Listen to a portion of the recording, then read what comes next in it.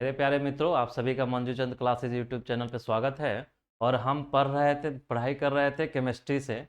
जो चैप्टर 1 रासायनिक अभिक्रिया समीकरण था, उसका 2 वीडियो अपलोड हो चुका है। ये तीसरा वीडियो होगा। इसके बाद एक और वीडियो होगा तो ये पूरा चैप्टर कंप्लीट हो जाएगा आपका। और इस चैप्टर के कंप्लीट होने के जस्ट बाद आपके लिए ऑब्जेक्टिव ऑफ सब्जेक्टिव का 2 वीडियो आएगा, जिससे इस चैप्टर से आने वाले जो भी संभावित क्वेश्चन होंगे, जो भी प्रश्न होंगे 2024 बिहार बोर्ड मैट्रिक परीक्षा जो फरवरी में होते हैं, उससे सारे क्वेश्चन हैंडल हो जाएंगे। चलिए आज शुरू करते हैं इस टॉपिक का तीसरा वीडियो, जहाँ से हम लोग छोड़े थे।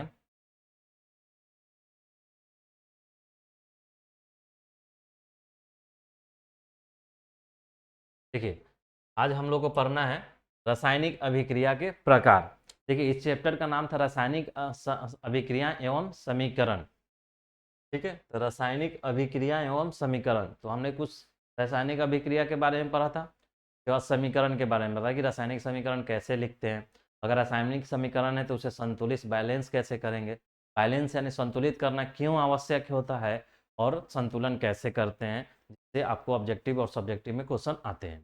ठीक, उसके आगे अब पढ़ना है कि रासायनिक अभिक्रिया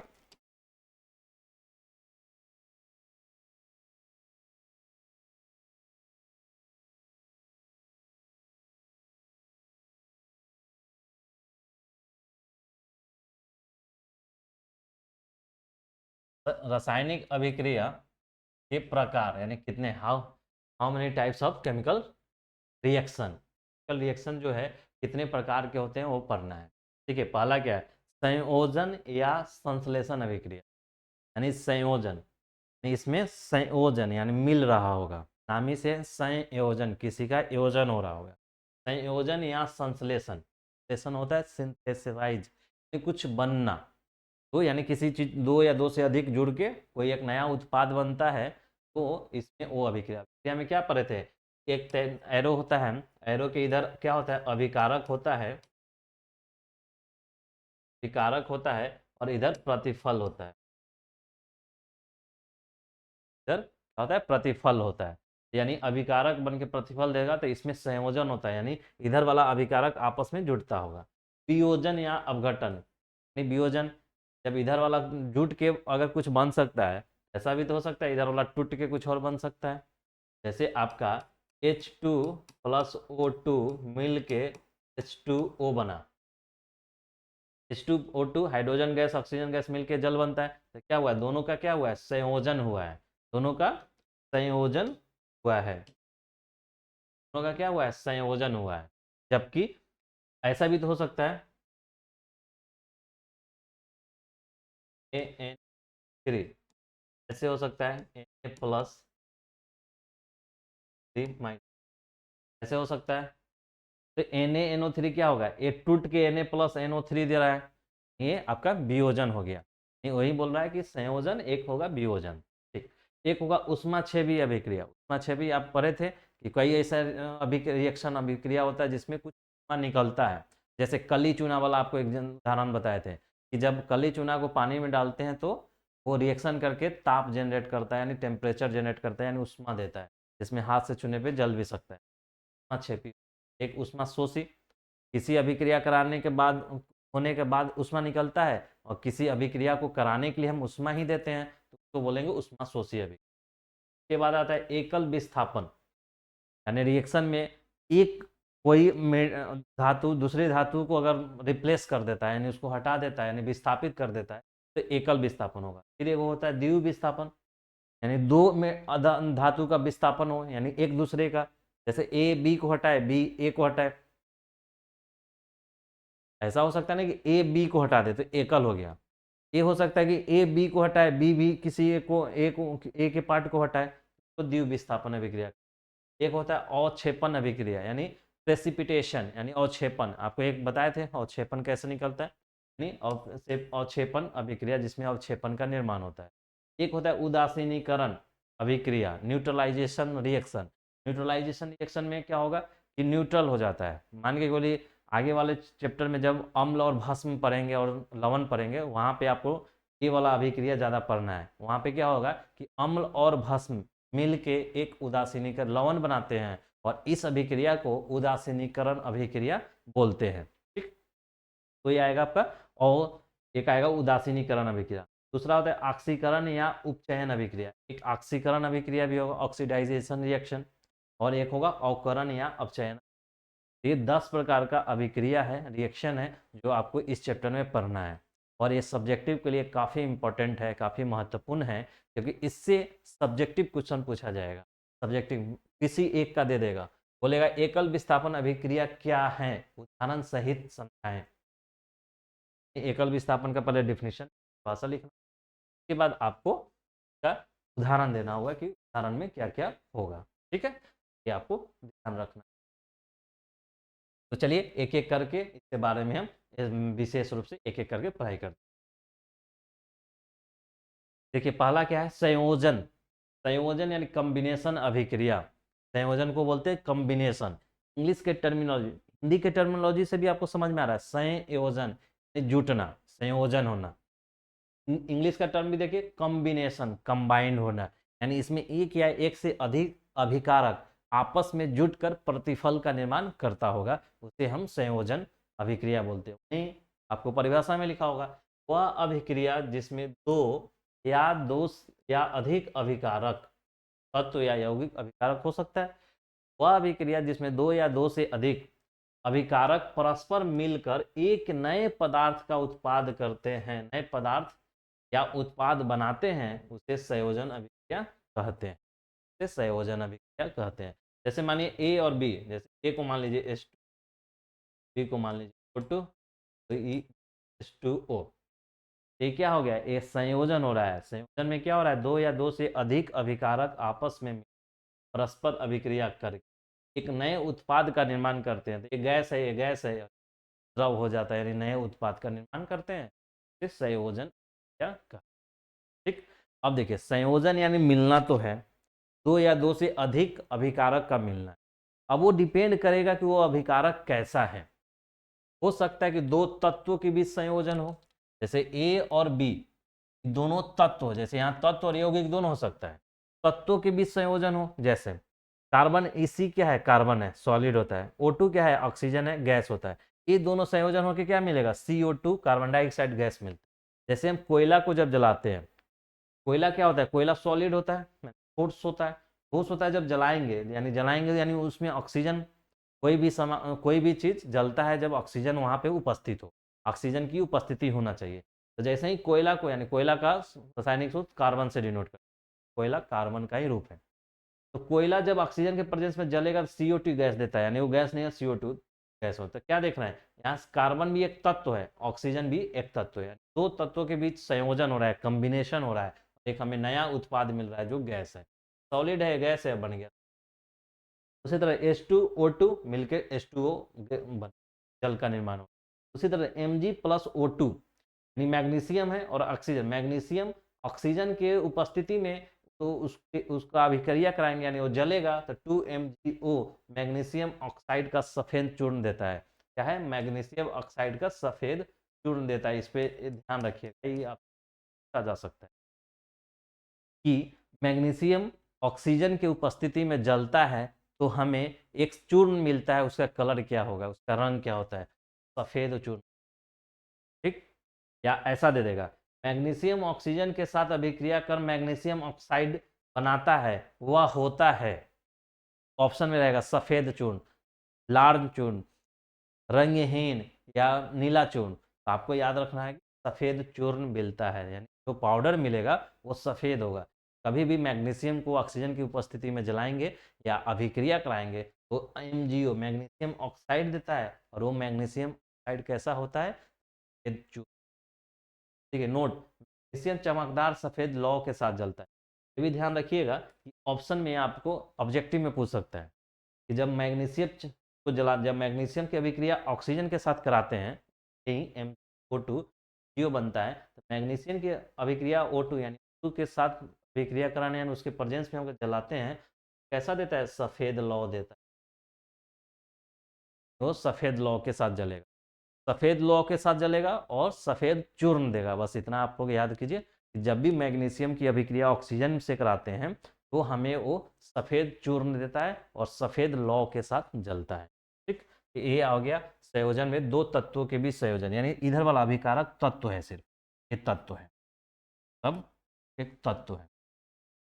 नेक्स्ट, एक तत्व और एक यौगिक के बीच संयोजन, अभिकारक में एक तत्व हो और एक यौगिक हो, बीच संयोजन हो सकता है। जैसे 2CO G है प्लस O2G है, 2CO2G बन गया, यानी कार्बन डाइऑक्साइड, देखिए ये क्या है, CO carbon A plus O2, ये क्या बन रहा है 2CO2, यानी जब हम अभिक्रिया करा रहे हैं CO का और O2 के साथ, ये हमें 2CO2 यानी कार्बन डाइऑक्साइड गैस दे रहा है। उसी तरह ये क्या है, आप देखिए ये तो तत्व है, ये क्या है यौगिक है, एक तत्व एक यौगिक हो गया। उसी तरह देखिए ये तत्व है और ये क्या है यौगिक है, सल्फर डाइऑक्साइड है, ये ऑक्सीजन है। जब सल्फर डाइऑक्साइड ऑक्सीजन के साथ रिएक्शन करता है तो SO3 यानी सल्फेट सल्फर ट्राइऑक्साइड का निर्माण करता है, सल्फर ट्राइऑक्साइड का निर्माण करता है। यहाँ पे क्या देख रहे हैं, एक तत्व एक यौगिक के बीच संयोजन हो। इसी तरह ये देख लीजिए, और हाइड्रोजन है ऑक्सीजन है, हाइड्रोजन क्या होता है H2 प्लस O2 मिलके H2O बनता है। H2 देखिए एक H है, ये H है, H2 हो गया, एक ऑक्सीजन है आपका, ये दोनों जब रिएक्शन करेगा तो वाटर मिलेगा H2O, यानी एक H AH A, ठीक है आपका H2। नेक्स्ट में देखिए, दो या अधिक यौगिकों के बीच संयोजन, ऐसा भी हो सकता है कि दोनों रिएक्टेंट यौगिक हो, CaO कैल्शियम ऑक्साइड और H2O, ये रिएक्शन याद रखिएगा, ये इंपॉर्टेंट रिएक्शन। कैल्शियम ऑक्साइड यानी कली चूना या बिना बुझा हुआ चूना, H2O पानी, जब कली चूना को पानी में डालते हैं या पानी के साथ रिएक्शन कराते हैं तो ये कैल्शियम हाइड्रोक्साइड और उष्मा देता है। कैल्शियम हाइड्रोक्साइड क्या बुझा हुआ चूना है, बुझा हुआ चूना, ये बोलेंगे कली चूना, कली चूना, ठीक है। जब कली चूना यानी CaO कैल्शियम ऑक्साइड की अभिक्रिया वाटर के साथ कराते हैं, जल के साथ कराते हैं, तो कैल्शियम हाइड्रोक्साइड देता है, वो बुझा हुआ चूना होता है प्लस उष्मा। तो ये इक्वेशन जो है ना कई जगह यूज होगा। जैसे आपको कहीं अगर हम उष्मा अभिक्रिया के बारे में पूछे, ये उदाहरण वहां पे भी फिट हो जाएगा, उष्मा क्षेपी अभिक्रिया, क्योंकि इस इक्वेशन के बाद क्या हो रहा है उष्मा निकल रहा है, वहां भी एग्जाम्पल यानी उदाहरण दिया जा सकता है। ये संयोजन में भी उदाहरण है, क्योंकि इसका इसका संयोजन हो रहा है, यानी कैल्शियम ऑक्साइड और पानी का संयोजन यानी मिलकर हाइड्रोक्साइड दे रहा है। तो वह इसी के बारे में लिखा हुआ है, क्योंकि ये इंपॉर्टेंट है इसलिए हमने दो स्टेटमेंट ले दी। कैल्शियम ऑक्साइड यानी कली चूना क्या है, CaO को कैल्शियम ऑक्साइड बोलते हैं, जिसको कली चूना बोलते हैं। कली चूना जल के साथ अभिक्रिया करके कैल्शियम हाइड्रोक्साइड, एक कैल्शियम हाइड्रोक्साइड है, जिसे भकरा चूना है या बुझा हुआ चूना या स्लैक्ट लाइन। देखिए बहुत इंपॉर्टेंट है, ये तीनों याद रखिए, क्योंकि आपको ऑब्जेक्टिव में कुछ भी दे सकता है। कैल्शियम हाइड्रोक्साइड के बारे में, या आपको कैल्शियम हाइड्रोक्साइड दे दे या तीनों नाम दे दे, बोले कि इनमें से सभी सही, इनमें से सभी सही होगा। कैल्शियम हाइड्रोक्साइड को क्या बोलते हैं, भखरा चूना या बुझा हुआ चूना या स्लैक्ट लाइम बोलते हैं। इसको कैल्शियम का कली चूना को क्विक लाइम बोलेंगे, एक नाम और है क्विक लाइम। देखिए इस चीज को समझिए ताकि आपको कंफ्यूजन ना हो। देखिए ये क्या है CaO, ये क्या है CaOH का 2, देख रहे हैं कैल्शियम का 2 इधर आता है, इसका 1, इसको क्या बोलते हैं, इसको तो कली चूना बोलेंगे, कली चूना। एक में, दो में इसको क्या बोलते हैं, कैल्शियम ऑक्साइड भी बोलते हैं, कैल्शियम ऑक्साइड, कैल्शियम, इसको बोलते हैं क्विक लाइम, क्विक लाइम। 4 में बोलते हैं बिना बुझा हुआ चूना, बिना बुझा हुआ चुनना, ठीक है। करो थोड़ा सा नीचे वाला, बिन चौथा नंबर है बिना बुझा हुआ चूना, यानी CaO का 4 नाम है। उसी तरह इसका नाम देखिए क्या है, एक तो ये इसका जो केमिकल नाम है कैल्शियम हाइड्रोक्साइड, कैल्शियम, ई लिखे हुआ ऐसा देखिए, कली चूना यानी ये भखरा चूना बोलते हैं इसको। हाँ। दूसरा है कैल्शियम हाइड्रोक्साइड, तो इसको बोलते हैं calcium hydroxide. Calcium hydroxide side. तीसरा में क्या बोलते हैं, क्विक लाइम, इसको स्लैक लाइम बोलते हैं। स्लैक लाइम,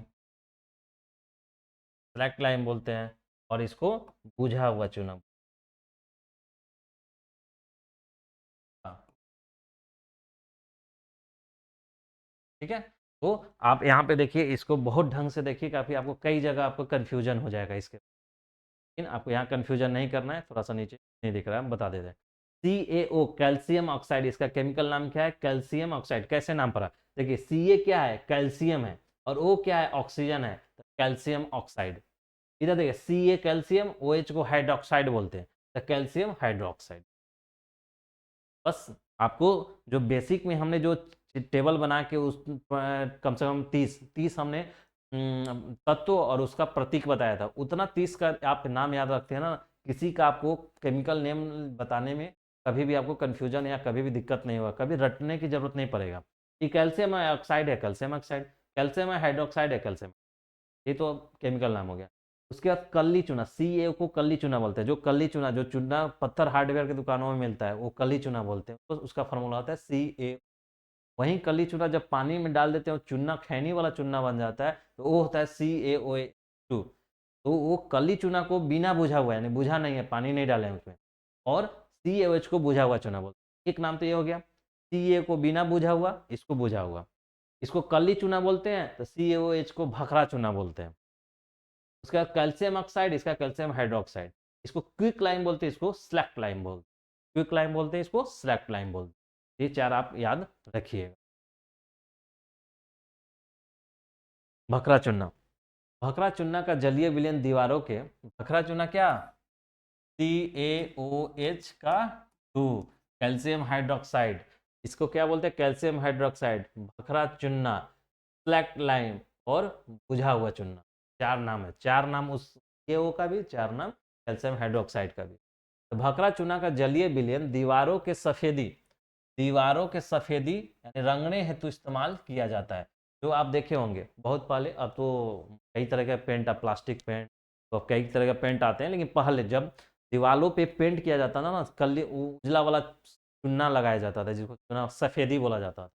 तो कौन सा उसका फॉर्मूला क्या था, जो सफेद कर दीवार को सफेद करने के लिए यूज किया जाता था, भखरा चूना होता था। अब देखिए भखरा चूना कैसे होगा, मानिए तो हम तो वो क्विक लाइम लाते थे पहले, कली चूना, उसको पानी में डाल के उसको कुछ देर के रखने के बाद वो बनाते थे, तब उससे पेंट के पोचारा किया जाता था, तो वो भखरा चूना होता। भखरा चूना को दीवारों को पूछेगा, दीवारों के सफेदी करने में किसका उपयोग किया जाता है, ऑप्शन में दे देगा आपका कैल्शियम CaO, CaOH का होल 2, CaCO3, CaOH। पता करना होगा कि सफेदी करने के लिए भखरा चूना, क्यों भखरा, यानी कल्ली चूना तो होगा नहीं, क्योंकि उसमें पानी डाल के ही पोचारा के लिए बनाते हैं ना, वो तो भखरा हो जाएगा, पानी डाल दिए कल्ली चूना में। भखरा चूना का कैल्शियम हाइड्रोक्साइड, इसका केमिकल नाम भी याद रखिए, कैल्शियम। क्योंकि यह वायुमंडल से CO2, अच्छा देखिए अब एक क्यों हम भखरा चूना का ही उपयोग करते थे, क्योंकि ये वायुमंडल से CO2 का अवशेषण, CO2 का अवशेषण कर रासायनिक अभिक्रिया के पश्चात कैल्शियम कार्बोनेट बनाता है, का निर्माण करता है, जिससे दीवारों की चमक बढ़ जाती है। आप देखे होंगे जो गांव गांव के पृष्ठभूमि से होंगे, तो गांव में भी सफेदी किया, जब सफेदी करते हैं तो तुरंत उसमें लाइट नहीं आता है, जैसे कुछ दिन के बाद जब सूखेगा तो वो लाइट आता है। तो वही बोल रहा है, भखरा चूना का हम यूज इसलिए करते हैं क्योंकि यह वायुमंडल से CO2 का अवशोषण करता है। जैसे देखिए ये क्या है, भखरा चूना है, CaOH का होल 2 यानी कैल्शियम हाइड्रोक्साइड, भखरा चूना या कैल्शियम हाइड्रोक्साइड, या बुझा हुआ चूना, या आपको स्लैक्लाइन। जब ये वायुमंडल में CO2 गैस है, कार्बन डाइऑक्साइड, CO2 गैस है, कार्बन डाइऑक्साइड गैस, जब कार्बन डाइऑक्साइड गैस के साथ वो रिएक्शन करेगा, अवशोषण कर लेता है, ये जो है ये इसको अवशेषित कर लेता है, तो सोख लेता है, अवशेषण कर रासायनिक अभिक्रिया, जब ए और ए मिलेगा तो रासायनिक अभिक्रिया होगा, तो रासायनिक अभिक्रिया हो रहा है, रासायनिक अभिक्रिया के बाद क्या बनाता है, कैल्शियम कार्बोनेट बनाता है और H2 CaOH का होल टू CO2 यानी कैल्शियम हाइड्रोक्साइड जब कार्बन डाइऑक्साइड से रिएक्शन करता है तो हमको कैल्शियम कार्बोनेट, इसको बोलते हैं कैल्शियम है, ये कार्बोनेट है, कैल्शियम कार्बोनेट हो गया और ये जल देता है। तो दीवारों की चमक बढ़ जाती है, तो किसके कारण, तो इस कैल्शियम कार्बोनेट दीवारों की। तो आपसे अगर ऑब्जेक्टिव में क्वेश्चन पूछे कि भखरा चूना का उपयोग दीवारों के सफेदी करने में किया जाता है, क्यों, क्योंकि ये वायुमंडल के CO2 से अभिक्रिया कर कैल्शियम कार्बोनेट बनाता है, जिसके कारण दीवारों की चमक बढ़ जाती है। ये सब्जेक्टिव में भी क्वेश्चन इससे पूछा जाता है। सफेद पूछ देगा कि दीवारों के सफेदी करने में कैल्शियम हाइड्रोक्साइड का उपयोग क्यों किया जाता है, तो आपको ये पूरे तीनों चारों लाइन और एक इक्वेशन लिखना होगा।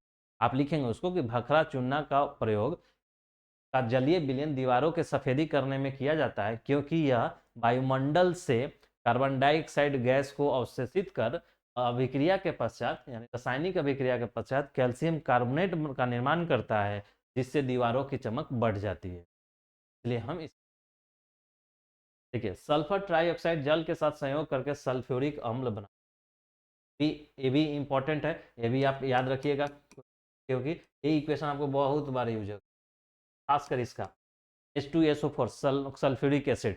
सल्फ्यूरिक एसिड जानते हैं क्या है, जो आपको मार्केट में तेजाब देखे होंगे, बैटरी में जो डाला जाता है, तेजाब यही है सल्फ्यूरिक एसिड, इसी का फॉर्मूला H2SO4 है तेजाब को, आप तेजाब बोलते हैं सल्फ्यूरिक एसिड। सल्फ्यूरिक एसिड कैसे बनता है, तो SO3 यानी सल्फर ट्राई, यानी देखो ये सल्फर है, ये ऑक्सीजन है, और ये तीन है यानी ऑक्सीजन तीन है, तो sulphur try oxide. Sulphur trioxide जब जल के साथ अभिक्रिया करेगा तो H2SO4 यानी हाइड्रोजन सल्फेट यानी सल्फ्यूरिक एसिड, इसका कई नाम है, हाइड्रोजन सल्फेट भी बोलते हैं, कि हाइड्रोजन है और ये सल्फेट है तो हाइड्रोजन सल्फेट भी बोलेंगे, सल्फ्यूरिक एसिड भी बोलते हैं तो संयोग कर सल्फ्यूरिक अम्ल का निर्माण करता है। ये भी ध्यान रखिएगा, ये तो इंपॉर्टेंट है ही, क्योंकि ये इससे आपको सब्जेक्टिव क्वेश्चन। अब देखिए दूसरा, देखिए वियोजन अभिक्रिया। वियोजन अभिक्रिया क्या होता है, वियोजन यानी डिकम्पोजिशन, डिकम्पोजिशन मतलब होता है टूटना, यानी संयोजन में क्या था, जुटना, यानी दो या दो से अधिक अभिकारक मिलकर एक नया उत्पाद बनाता था। इसमें क्या होगा, टूटना होगा, यानी एक अभिकारक आपको टूट के एक या एक से अधिक आपको प्रतिफल देगा। वह अभिक्रिया जिसमें किसी यौगिक के बड़े अणु के टूटने से, यौगिक के बड़े अणु यानी बड़े अणु के टूटने से दो या अधिक सरल तत्व या यौगिक बनते हैं, दो या दो से अधिक सरल तत्व या यौगिक बनते हैं, उसे वियोजन या अपघटन अभिक्रिया कहते हैं। ठीक है, वियोजन या अपघटन अभिक्रिया कहते हैं। जैसे देखिए ये वाला ए है बी है, ए टूट जा रहा है और बी और सी बना रहा है, तो क्या हो गया, ये अपघटन हो गया, विघटन हो गया, यानी ये आपका वियोजन अभिक्रिया हो गया, डिकम्पोजिशन। तो देखिए अब डिकम्पोजिशन टूटना, अब कोई चीज मतलब मान के चलिए कोई पदार्थ है, अब इतना आसानी से तो टूटेगा नहीं, जुटना है तो हो सकता है कि किसी कंडीशन बस एट्रैक्शन है तो जुट गया, लेकिन टूटना आसानी नहीं है, टूटने के लिए हमको कुछ ना कुछ देना हो। देखिए टूटने वाला वियोजन अभिक्रिया तीन तरीके के होते हैं, हाँ तीन, थर्मल या उष्मीय अपघटन या वियोजन, वैसा विघटन यानी वो ऐसा टूटना जो थर्मल यानी तापमान के प्रेजेंस में, यानी गर्म करने से कोई टूट जाए, ऐसे रिएक्शन को बोलेंगे थर्मल या उष्मीय अपघटन या वियोजन, थर्मल यानी टेम्परेचर की स्थिति। तो देखिए जैसे CaCO3, अभी पिछले में ही पढ़े थे, भखरा चूना का जो रिएक्शन होता था वो क्या होता था, वो रिएक्शन यही था ना कि CaO और H2O, या आपका ये वाला CaCO3 बनता था, क्या बनता था कि CaOH कैल्शियम हाइड्रोक्साइड और प्लस आपका CO2, ये दोनों मिलके क्या बनाता था, CaCO3 और प्लस जल बनाता था। इसमें क्या था, एक और एक दो यौगिक मिलके आपस में संयोजन करके कैल्शियम कार्बोनेट यानी भखरा चूना था, और वातावरण के कार्बन डाइऑक्साइड से रिएक्शन करके कैल्शियम कार्बोनेट बनाता था, जिसके कारण दीवारों पे सफेदी करते हैं और सफेदी करने के बाद चमक आता है। तो ये संयोजन था, लेकिन जब ये अब लेकिन यहाँ पे देखिए क्या है, यहाँ वियोजन में क्या, CaCO3 यानी कैल्शियम ऑक्साइड, जब इसको गर्म करेंगे, यानी उसको टेम्परेचर देंगे तो ये टूट जाता है कैल्शियम ऑक्साइड में और कार्बन डाइऑक्साइड गैस में। यहाँ इस दोनों से बन रहा है कैल्शियम ऑक्साइड, कैल्शियम कार्बोनेट, और कैल्शियम कार्बोनेट को जब गर्म कर रहे हैं तो CaO, CaO ये क्या है, कैल्शियम ऑक्साइड, कैल्शियम ऑक्साइड क्या है, यानी कली चूना, क्विक लाइम, वो होता है आपका CaO, CO बनेगा और CO2 गैस निकल, तो ये होगा थर्मल या उसमें। ठीक, इसको भी याद रखिएगा क्योंकि ये भी आपका इंपॉर्टेंट समीकरण है।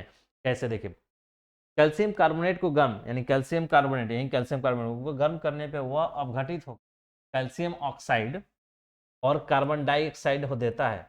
CaO को कली चूना या क्विक लाइम, जो आपको पहले बता दिए, कली चूना या क्विक लाइम भी कहा जाता है, जिसका उपयोग सीमेंट के निर्माण में करते हैं, सीमेंट के निर्माण करते हैं।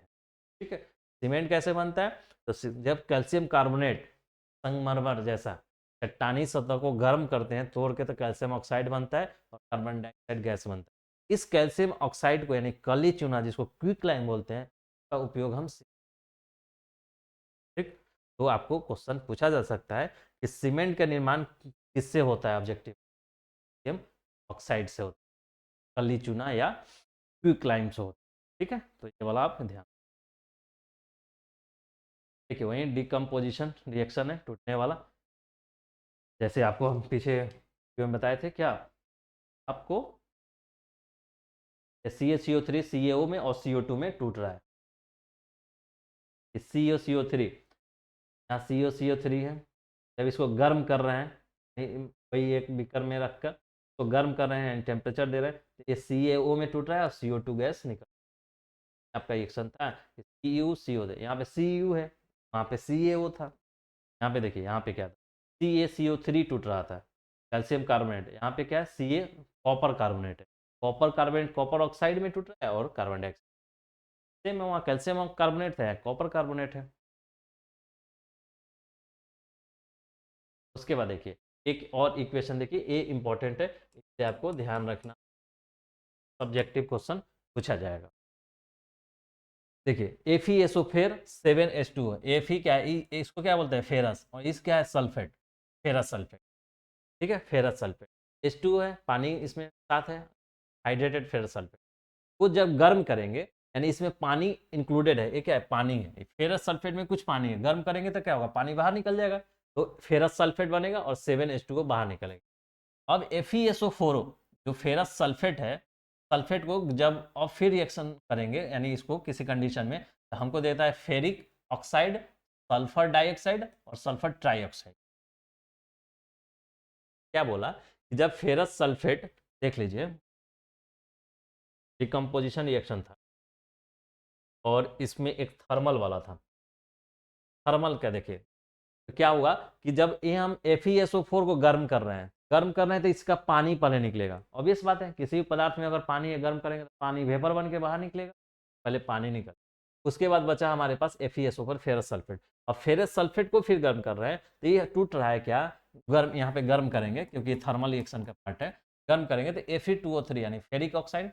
अब देखो फेरिक कैसे हुआ, तो देखो ये बना क्या है, F से ये क्या है, फेरस, ये है ऑक्सीजन, तो ये ऑक्साइड। अब देखिए ये 3 इधर आया होगा, यानी 3 इधर है, +3, 2 इधर आया होगा, यानी इधर -2 है, तो ये फेरस पे जब 2 होता है, फेरस पे +2 चार्ज होता है, +3 चार्ज होता है, जब +2 चार्ज होता है उसको फेरस बोलते हैं, और जब +3 होगा तो उसको फेरिक बोलेंगे, तो फेरिक और ऑक्सीजन तो ऑक्साइड, तो फेरिक ऑक्साइड, देख रहे हैं कैसे नोमेनक्लेचर होता है, तो फेरिक ऑक्साइड, ये फेरिक ऑक्साइड और सल्फर डाइऑक्साइड और सल्फर ट्राइऑक्साइड, ये देखिए ये सल्फर है, ये ऑक्सीजन है, तो सल्फर ऑक्सीजन, 2 है तो डाई सल्फर डाइऑक्साइड, ये 3 है तो ट्राई सल्फर ट्राइऑक्साइड, देख रहे हैं आपको नोमेनक्लेचर कैसे होता है। देखिए ये सल्फर है और ये ऑक्सीजन है, तो सल्फर ऑक्सीजन होना चाहिए, ये 2 है तो डाई बोलते हैं, 3 है तो ट्राई बोलते हैं, sulphur dioxide, sulphur trioxide. तो देखिए हरे रंग के फेरस सल्फेट, ये फेरस सल्फेट जो है ये हरा रंग का होता है, हरा, जब हरे रंग के फेरस सल्फेट के रवे, ये रवे है, रवे, जब रवे यानी क्रिस्टल, रवे मतलब क्रिस्टल, जब फेरस सल्फेट के रवे को गर्म करते हैं, उपस्थित जल वाष्पित हो जाता है, ये वाला देखिए जल इसमें से वाष्पित हो गया, जिससे फेरस सल्फेट, फेरस सल्फेट, ये फेरस सल्फेट का हरा रंग गायब हो जाता है, हरा रंग गायब हो जाता है, तत्पश्चात अनाद्र FeSO4 अवघटित होकर भूरे रंग का ठोस फेरिक ऑक्साइड, सल्फर डाइऑक्साइड तथा सल्फर ट्राइऑक्साइड गैस बन। ये आपको रिएक्शन पूछा जा सकता है और इस ये वाला आपको बताना भी हो, इसलिए इसको याद रखिएगा। FeSO4 फेरस सल्फेट, ये हरे रंग का फेरस सल्फेट, ये जो है हरा रंग का फेरस सल्फेट, ये हरा नहीं है, ये हरा रंग का फेरस सल्फेट है, ये हरा रंग का है,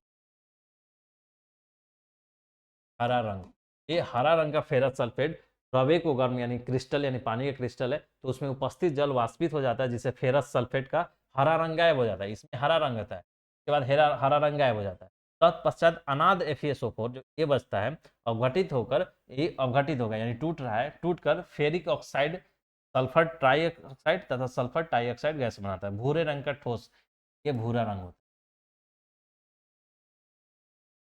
है। तो आपको कभी कभी ऑब्जेक्टिव में भी क्वेश्चन पूछ देगा कि बताइए कि फेरस सल्फेट जब अवघटित होकर फेरिक ऑक्साइड बनाता है, फेरिक ऑक्साइड बनाता है, तो फेरिक ऑक्साइड का कौन सा कलर होता है? तो देखिए ये यहाँ हरा रंग है, जब फेरस सल्फेट पानी के साथ है तो हरा रंग है, उसको गर्म कर रहे हैं तो पानी का निकल रहा है, तो ये फेरस सल्फेट में बन रहा है, और जब फेरस सल्फेट फिर अवघटित हो रहा है तो फेरिक ऑक्साइड बन रहा है जो भूरा रंग का हो, ये हरा रंग से,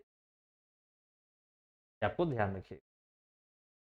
देखिए अब है विद्युत, एक इसके पहले वाला वियोजन पढ़ रहे थे यानी डिकम्पोजिशन रिएक्शन, यानी वियोजन अभिक्रिया यानी टूटने वाला अभिक्रिया, इसके पहले वाला जो भी था वो तापमान के कारण टूट रहा था। अब क्या है कि वैद्युत अपघटन यानी विद्युत इलेक्ट्रिक देंगे, इलेक्ट्रिक से तोड़ेंगे उसको, इसको वैद्युत अपघटन अभिक्रिया। कुछ धातु धातु होगा, धातुओं के ऑक्साइड एवं क्लोराइड से विद्युत धारा प्रवाहित करने पे वो अवघटित हो जाते हैं, परिणाम स्वरूप धातु के कैथोड, धातु धातु जो होगा आपको कैथोड पे मिलेगा, और ऑक्सीजन या क्लोरीन गैस एनोड पे मिलेगा, ये आपको याद रखना होगा, बहुत ही इंपॉर्टेंट है। ठीक है, क्वेश्चन ऐसे पूछेगा वैद्युत अपघटन अभिक्रिया में धातु के ऑक्साइड और क्लोराइड, ऐसे पूछे वैद्युत अपघटन अभिक्रिया में धातु कहाँ मिलता है, तो धातु कैथोड पे मिलेगा, और ऑक्सीजन या क्लोरीन गैस एनोड पे मिलेगा। ठीक है, कैथोड पे और एनोड पे।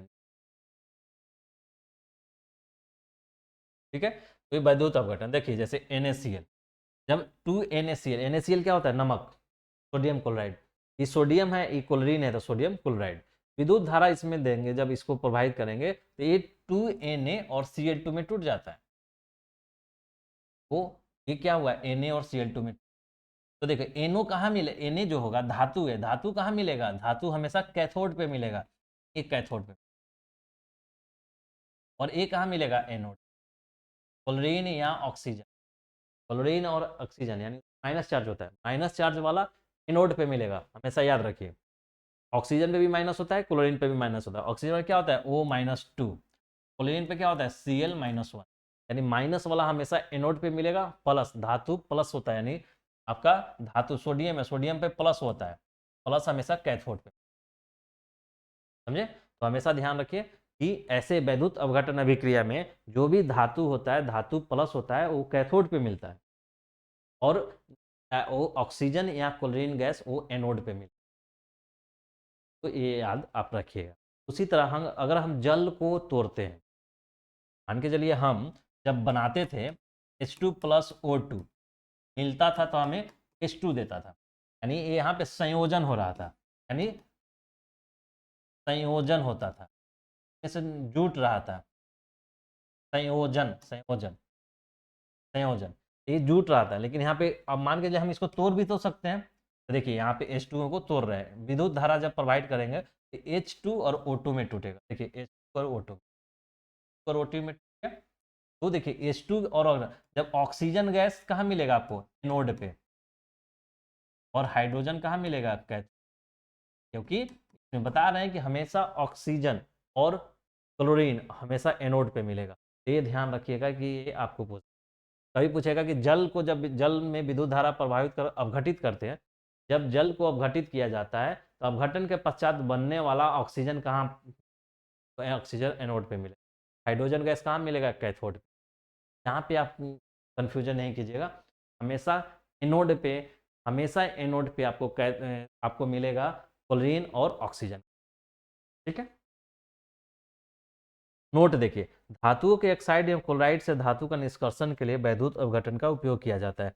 जब आप आगे पढ़ेंगे, जब ये आएंगे तो वहाँ मेटलर्जी एक केमिस्ट्री में चैप्टर होता है, और मेटलर्जी में पढ़ेंगे तो वहाँ धातु के ऑक्साइड और कई मेटलर्जी में ये सब चीज़ पढ़ना होता है कि कौन सा धातु कौन अयस्क यानी और से मिलता है, मिनरल और फिर मेटल, ये सब आप वहाँ पढ़ेंगे तो इसके बारे में ही थोड़ा सा है कि ऑक्साइड एवं क्लोराइड से वैद्युत अपघटन का यूज,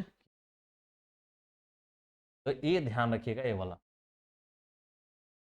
अब देखिए प्रकाश अपघटन, इसके पहले अभी दो क्या देखा, एक तो थर्मल अपघटन, तापमान का यूज करके हम तोड़ रहे हैं, उसके बाद आपका दूसरा क्या देखे, इलेक्ट्रिक दे के तोड़ रहे हैं यानी वैद्युत अपघटन। अब तीसरा है प्रकाश अपघटन, यानी प्रकाश दे के हम तोड़ दे किसी चीज को।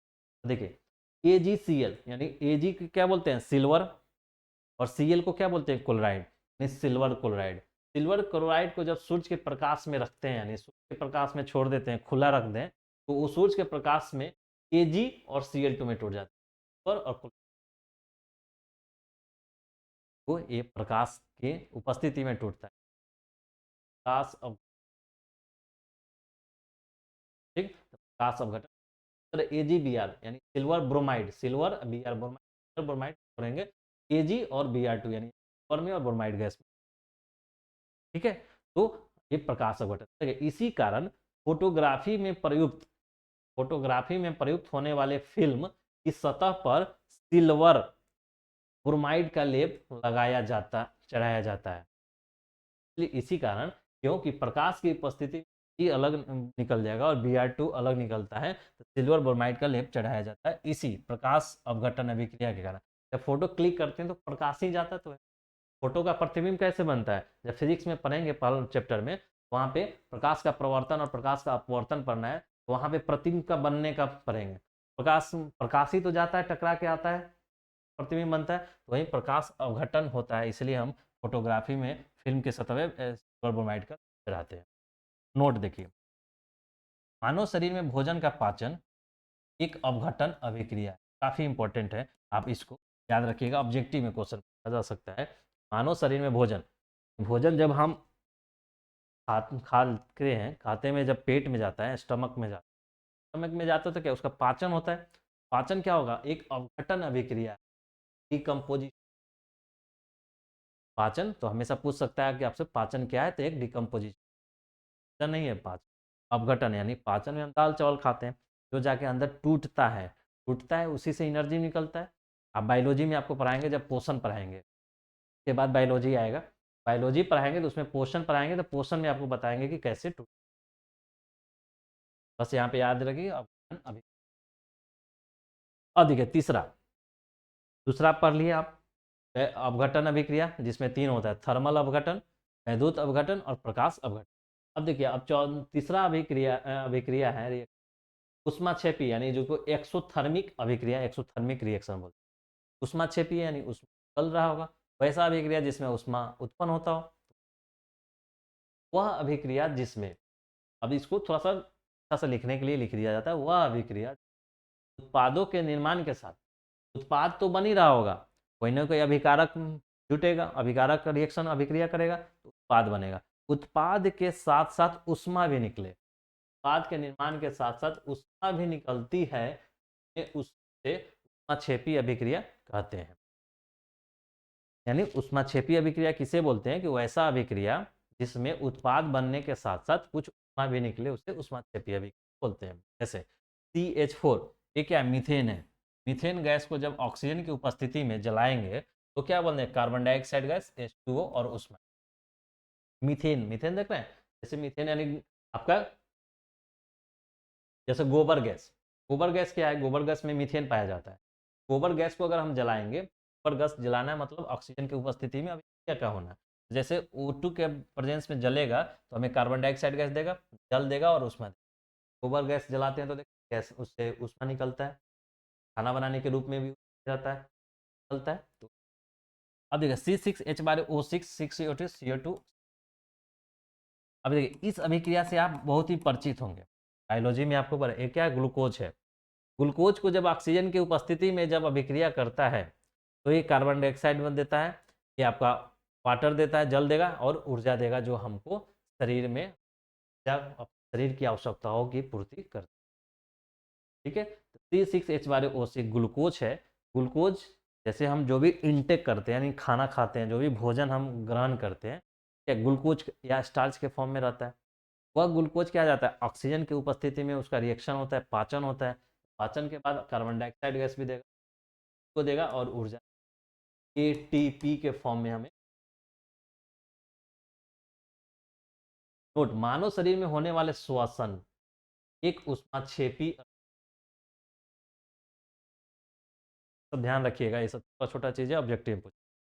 मानव शरीर में पाचन होने वाली पाचन कौन सी अभिक्रिया है? अपघटन अभिक्रिया, डिकम्पोजिशन है। मानव शरीर में होने श्वसन क्या है? श्वसन एक ऊष्माक्षेपी, मतलब शोषण होता है तो श्वसन होता है, तो उसमें नॉर्मल श्वसन, जैसे हम सांस लेते हैं सांस छोड़ते हैं, जब सांस छोड़िएगा तो इस पे हवा को निकालिए और इससे रोकिए, देखिए थोड़ा सा गर्म प्रतीत होगा, छेपी, ये हो गया आपका उष्मा। अब देखिए एक आपका आपका ये रहेगा उष्मा एक्सोथर्मिक रिएक्शन का एग्जांपल है formation of snow. Formation of snow क्या है? एक्सोथर्मिक है, इसमें निकलता है, ठीक है, इसमें निकलता है। बर्निंग कैंडल, कैंडल बर्न करेगा जलेगा तो उसमें निकलेगा, देखते हैं कैंडल जलाते हैं तो गर्म, यानी बर्निंग वुड, कोई लकड़ी भी जलेगा तो निकलेगा। और burn gas burner is use, जब गैस सिलेंडर और गैस रहेगा तो गैस स्टोव को जलाते हैं, आपको ज्वाला निकलता है और ज्वाला निकलेगा।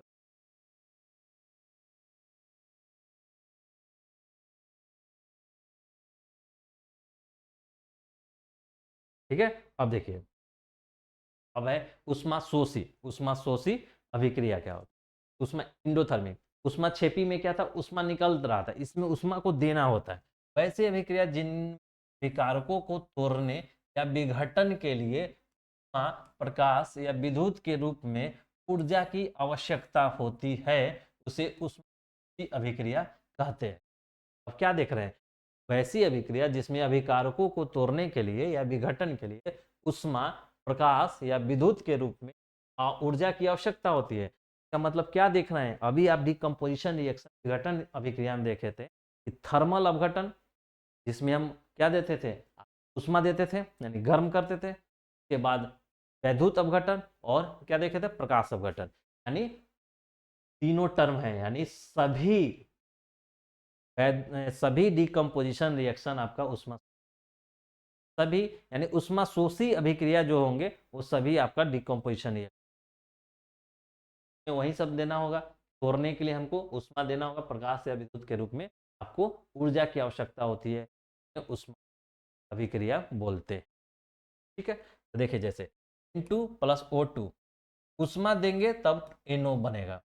जैसे CaCO3, ये आपको पढ़े थे, COC3 को जब उष्मा देते हैं, जब गर्म करते हैं, ये क्या बनता था? कैल्शियम ऑक्साइड और प्लस CO2 बनता, ये कली चूना होता था, इसका उपयोग हम सीमेंट के निर्माण में, क्या हुआ? गर्म हम दे रहे हैं, यहाँ पे उष्मा दे रहे हैं। आपको ई बेस्ट एग्जाम्पल है इसको। CaCO3 को जब गर्म करेंगे तो CO + CO2। ठीक, अब देखिए एंडोथर्मिक रिएक्शन का एग्जाम्पल, इवेपोरेशन ऑफ वाटर। जब वाटर को इवेपोरेट कराते हैं तो क्या करते हैं? एनर्जी देते हैं। हम चूल्हा पे रख के उसको गर्म करते हैं, गर्म करेंगे तो एनर्जी देते हैं, तब तो ये वाटर इवेपोरेट हुआ, यानी इंडोथर्मिक हो गया। बेकिंग ब्रेड, जब ब्रेड ब्रेड को गर्म करते हैं वहाँ भी हम एनर्जी सप्लाई करते हैं। फ्राइंग एग, यहाँ भी एनर्जी सप्लाई करते हैं। और फोटोसिंथेसिस, फोटोसिंथेसिस में क्या होता है? आपको उष्मा का जरूर है, उष्मा देते हैं। उष्मा मतलब इसमें कैसे उष्मा देंगे? एनर्जी कैसे देंगे? प्रकाश एनर्जी, यहाँ पे प्रकाश एनर्जी मिलता है, तभी तो फोटोसिंथेसिस प्रकाश संश्लेषण अभिक्रिया होगा। जब बायोलॉजी में पढ़ाएंगे वहाँ प्रकाश संश्लेषण पढ़ना है, वहाँ जब प्रकाश संश्लेषण पढ़ाएंगे तो आपको उनसे समझाएंगे कैसे इस, यानी उसमें यहाँ ऊर्जा, यहाँ प्रकाश ऊर्जा बोल रहा था उस।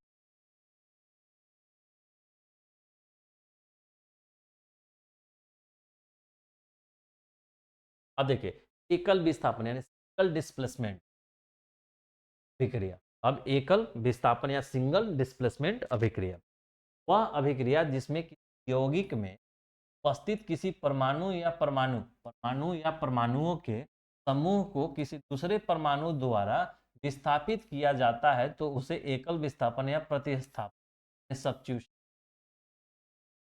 मतलब बोल रहा है एकल विस्थापन यानी एक विस्थापन होता होगा। वह अभिक्रिया जिसमें यौगिक में उपस्थित किसी परमाणु या परमाणु के समूह को किसी दूसरे परमाणु द्वारा विस्थापित किया जाता है तो उसे हम विस्थापन या प्रति, जैसे देखिए ए है और बी ऐसी है, तो ए क्या कर रहा है कि बी को डिस्प्लेस कर दे रहा है, ए बी को डिस्प्लेस, ए जाके बी को हटा के ए सी बना दिया और बी को बाहर कर दिया। तो क्या हो रहा है, एक यहाँ पे विस्थापन हो रहा है, यहाँ बी को सिर्फ विस्थापित किया जा रहा है, ए जा रहा है बी को हटा रहा है, बी कमजोर होगा, भी कमजोर को कोई जाके धक्का दे के वहां पे सीट ले लेता है, उनमें भी होता है। वही है कि आपको बी है तो ए यहाँ पे गया और बी को हटाया और एस को रिप्लेस किया यानी प्रतिस्थापित किया, सब्स्टिट्यूट किया और एस यहाँ पे ए आ गया सी के साथ और बी, एकल विस्थापन होता है, इसमें एक विस्थापन। वही बोल रहा है कि वह अभिक्रिया जिसमें यौगिक में उपस्थित परमाणु को परमाणु द्वारा विस्थापित किया। ठीक है, अब ये देखिए एग्जाम्पल देखिए सिंगल डिस्प्लेसमेंट का, CuSO4 है यानी Cu कॉपर सल्फेट, यानी कॉपर सल्फेट जब आपको रिएक्शन करता है तो, और एक कॉपर Cu प्लस, देखिए जैसे कॉपर सल्फेट है, और Fe है यानी एक लोहा का कील डाले हुए हैं, लोहा का कील है यानी कांटी, यानी कील है तो उसको Fe यानी वो लोहा का होता है इसलिए Fe हो गया आयरन। CuSO4 का ही घोल दिया हुआ है इसमें, जब इसके घोल में कांटी को डालते हैं तो रिएक्शन करेगा, ये क्या करेगा कि CuO है यानी Fe है, FeCO को हटा देगा, FeCO को हटा देगा तो क्या बचेगा, देखिए जैसे Fe और CuSO4 रिएक्शन किया तो क्या किया कि Cu यहाँ पे है, Cu को हटा दिया FeO, जाके Cu हट गया और FeSO4 बन गया फेरस सल्फेट। Cu जो आया, Cu क्या हो गया इस कांटी पे रह गया, नहीं कांटी पे आ गया, और कांटी पे आ गया तो कलर चेंज कर देगा और कुछ इसमें रिएक्शन हो, ठीक है। तो FeSO4 ये बहुत ही इंपॉर्टेंट ए वाला, इससे क्वेश्चन आपको सब्जेक्टिव में पूछा जाता है, बता रहे हैं कैसे पूछा, तो आप ध्यान रखिए। देखिए किसी कम क्रियाशील धातु का अधिक क्रियाशील धातु द्वारा विस्थापन, हम आपको जब बेसिक क्लास पढ़ा रहे थे शुरू फर्स्ट वीडियो में आपको एक चार्ट बताया था, सक्रियता श्रेणी, घटते हुए सक्रियता श्रेणी, ऊपर वाला जो भी धातु था वो नीचे वाले धातु को रिप्लेस कर दे, तो यानी यहाँ Fe आ रहा है, यहाँ Cu आ रहा है, Fe जब Cu को हटा दे रहा है तो Cu नीचे में होगा और Fe ऊपर होगा, ऐसा ही होगा, तभी तो इसको हटा रहा होगा, रिप्लेस कर रहा होगा, तब FeSO4 और Cu बन रहा है, नहीं हो रहा है तो हम आपको दिखा रहे हैं।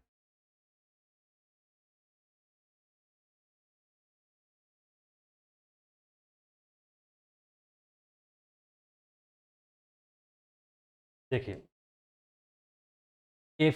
Fe यहाँ पे है और Cu यहाँ पे है, नहीं था ना, Fe क्या कर रहा था, Cu को हटा दे रहा था, यानी Fe ऊपर का है यानी ये अधिक सक्रिय है, तो ये अधिक सक्रिय है, नीचे वाला कम सक्रिय होता है, तो अधिक सक्रिय वाला नीचे वाला कम कम सक्रिय को हटाएगा, नहीं ये अधिक मजबूत है, ये कम मजबूत है, अधिक मजबूत वाला तो बलशाली होता है, कमजोर को तो हटा ही देगा, तो ये अधिक है कमजोर, अधिक मजबूत है या कमजोर है, तो मजबूत कमजोर को हटा देता है हमेशा, अगर ई हो और ए हो तो ये इसको हटा देगा, अगर कैल्शियम हो और फेरस हो तो कैल्शियम फेरस को हटा देगा क्योंकि ये उस फेरस से भी ज्यादा मजबूत है, ठीक है।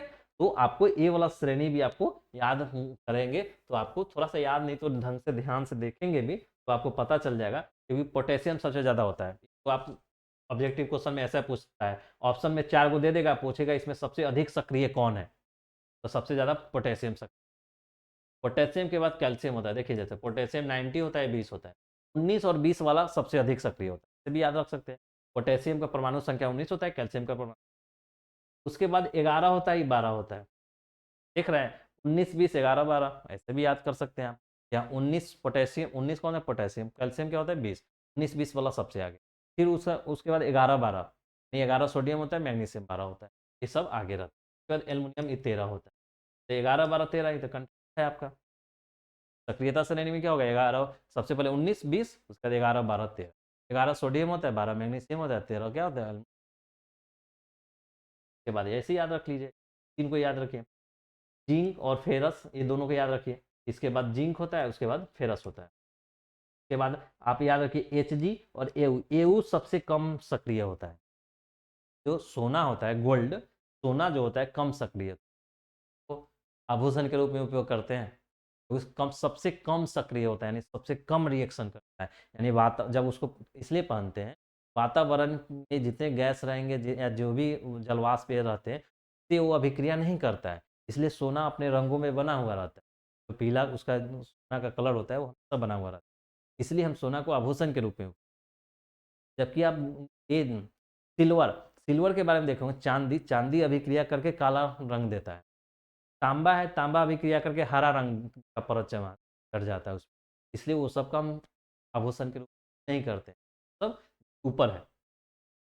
आपको तांबा, तांबा देखिए यहाँ पे है और चांदी यहाँ पे, सब सोना से अधिक सक्रिय है। अधिक सक्रिय यानी वातावरण में उपस्थित चीजों से वो अभिक्रिया कर लेता है, और अभिक्रिया करता है तो यानी कुछ इम्प्यूरिटी यानी कुछ अशुद्धियाँ उसके परत पे जम जाएगा।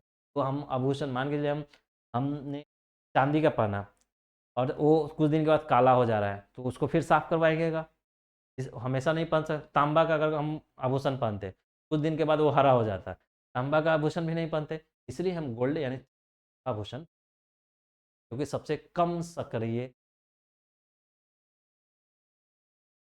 तो आपने देख लिया ना, तो ये सक्रियता श्रेणी आपको याद रखना होगा, क्योंकि एकल विस्थापन और द्वि विस्थापन अभिक्रिया में इसका बहुत इंपॉर्टेंट।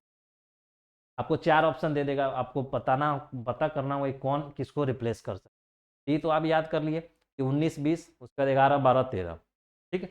उसके बाद आता है फेरस यानी लोहा, जिंक आएगा उसके बाद, तब लोहा आएगा। उसके बाद Hg, Ag और Au सबसे नीचे, और कॉपर आता है। ये 3 याद रखिए आप, Zn, Fe और कॉपर। आपको ये वाला तो याद याद हो जाएगा कि 19 20 यानी पोटेशियम कैल्शियम, 11 12 13 यानी सोडियम मैग्नीशियम एल्युमिनियम। के बाद होता है लोहा, जिंक, लोहा और कॉपर। याद रखिए, जिंक, लोहा, कॉपर, जिंक, लोहा, कॉपर, ठीक। उसके बाद Ag और Au तो याद ही रहेगा आपको। सिल्वर होता है, उसके बाद गोल्ड होता है, ठीक।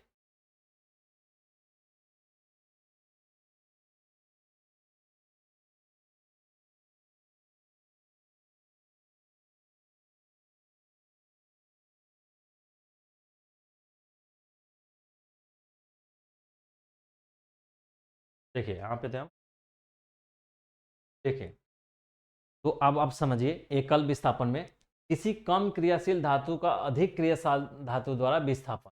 तो देखिए यहाँ पे क्या, ये Fe था, यहाँ पे Cu था। अभी आपने क्या पढ़ा था, ऑर्डर तो पढ़ा था ना। क्या होता है, सबसे पहले होता है जिंक, Fe, उसके बाद कॉपर, तो 11 12 और वो सब तो छोड़ दीजिए, इसी से काम है। देखिए Fe है, Fe क्या है यहाँ पे, और यहाँ Cu है, Cu क्या है यहाँ पे, यानी Fe ऊपर है, यानी ये अधिक सक्रिय और एक कम सक्रिय, यानी Fe इसको हटा देगा, Fe इसको हटा देगा, Fe हटा देगा यानी इसके जगह पे आ जाएगा, Fe आ जाएगा इसके जगह, Cu को बाहर कर देगा, तो FeSO4 बन गया, Cu बाहर कर दिया,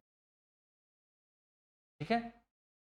ये कर दिया, ये संभव है। तो वहीं अधिक सक्रिय क्रियाशील धातु द्वारा कम क्रियाशील धातु को विस्थापित कर देना का रिएक्शन, ठीक।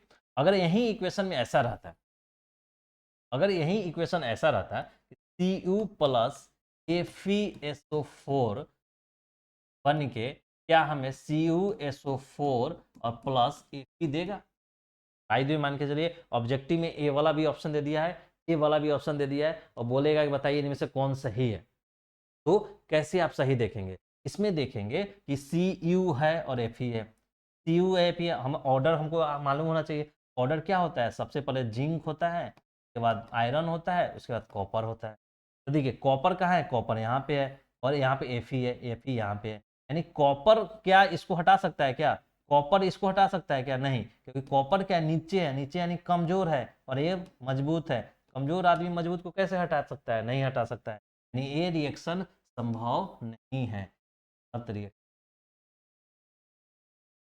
अगर ऐसा ऑप्शन में दिया रहेगा तो इसको आप गलत मानेंगे, क्योंकि CO क्या है, कम सक्रिय है, Fe अधिक सक्रिय है, तो कम सक्रिय वाला तत्व या धातु अधिक सक्रिय वाले धातु को हटा नहीं सकता है, नहीं। ठीक है, तो ए वाला इक्वेशन इंपॉर्टेंट है, ये आपको इसको याद रखिए। इसको क्वेश्चन में दूसरे तरीका से भी क्वेश्चन ये पूछा जा सकता है कि कैसे, देखिए FeCuSO4 FeSO4CO, जब लोहे की कांटी लोहा होता है इसलिए तो कॉपर सल्फेट के जलीय विलयन में डाला जाता है, तो लोहा कॉपर सल्फेट से कॉपर को विस्थापित कर देता है। यानी देखिए, जब लोहे की कांटी यानी लोहा की कांटी है कॉपर सल्फेट के विलयन में डाला जाता है, तो लोहा जो है कॉपर सल्फेट से कॉपर को विस्थापित कर देता है, यानी कॉपर को हटा देता है। इस अभिक्रिया के पश्चात CuSO4 यानी कॉप के विलयन का, हाँ देखो CuSO4 के विलयन का रंग नीला रंग गायब है। CuSO4 है ना, इसका रंग क्या होता है, नीला होता है। तो CuSO4 के विलयन का नीला रंग गायब हो जाता है, तथा FeSO4 जो बना है FeSO4 के विलयन का रंग हल्का हरा हो जाता है, ये हरा हो जाता है, हरा हो जाता है। साथ ही लोहे की काटी के ऊपर हल्के लाल भूरे रंग की कॉपर की परत चढ़ जाती है, जमा हो जाती है, लाल भूरे रंग की कॉपर की परत। इसमें देखिए क्या था कि एक कांटी था, कि कॉपर सल्फेट है, कॉपर सल्फेट का क्या बताएंगे, कॉपर सल्फेट का कलर क्या होता है, कॉपर सल्फेट से कॉपर, देखिए कॉपर सल्फेट के विलयन का नीला रंग था कॉपर सल्फेट, यानी देखिए कॉपर सल्फेट का दिख रहा है ये नीला है। जब कॉपर सल्फेट का विलयन है सोल्यूशन है, नीला रंग का है। जब इसमें हम कील डालते हैं, Fe है यानी कील डालते हैं, तो ये रिएक्शन करेगा। तो क्या रिएक्शन करेगा, देखिए ये Fe है और ये कॉपर सल्फेट है, यानी हमारा ऑर्डर क्या होता है, जिंक, फेरस और कॉपर। ये क्या है, Fe। क्या Fe का क्षमता है वो Cu को हटा दे, हाँ है, क्योंकि Fe अधिक सक्रिय है, Cu कम सक्रिय है, यानी Fe क्या आएगा और इसको कहेगा बच्चा हट जाओ, तुम बच्चे हो। तो ये बच्चा हटेगा और ये हटेगा तो क्या बना, FeSO4, तो वहीं FeCuSO4, Fe और CuSO4 रिएक्शन किया तो FeCu को हटा देगा, यानी Cu अलग निकल जाएगा और FeCSO4। तो देखिए जब CuSO4 का विलयन था तो उसका रंग था नीला, देख रहे हैं नीला रंग का है। जब ये नीला रंग का है विलयन, जब अभिक्रिया हुआ FeSO4 बना, यानी FeSO4 का ये रंग कैसा हो गया, हल्का हरा हो गया। वही बोल रहा था हल्का हरा रंग हो जाएगा और कॉपर का परत इस पे चढ़ जाएगा और कॉपर का इसमें कांटी पे परत चलेगा। कैसा कलर देखेगा आपको, कैसा, हल्का भूरा। यहाँ पे कलर वाला चीज को याद रखिएगा, क्योंकि ऑब्जेक्टिव में आपको कलर ही पूछेगा, बताइए किस कलर का। तो कॉपर सल्फेट का कलर कैसा होता है, नीला।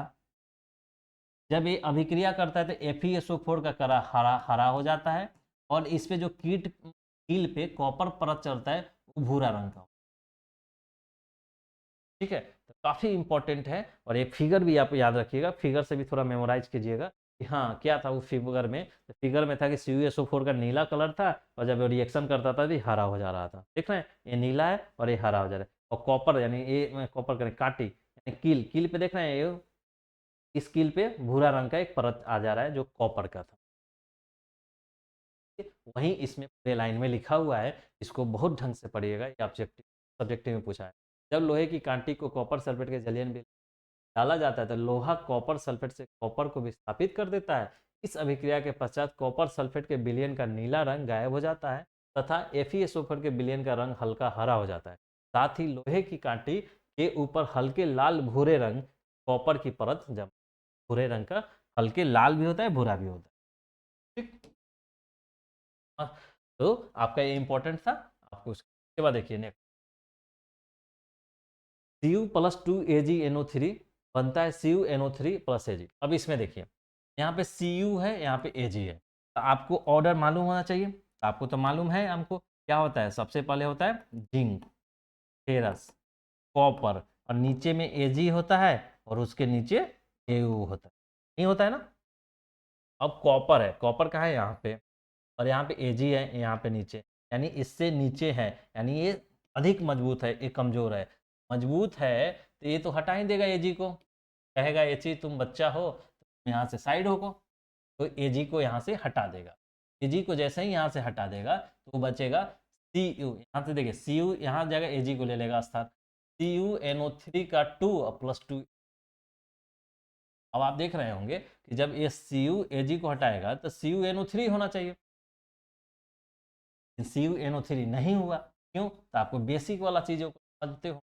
देखिए ये Ag है, ये NO3, Ag पे +1 होता है, NO3 पे -1 होता है।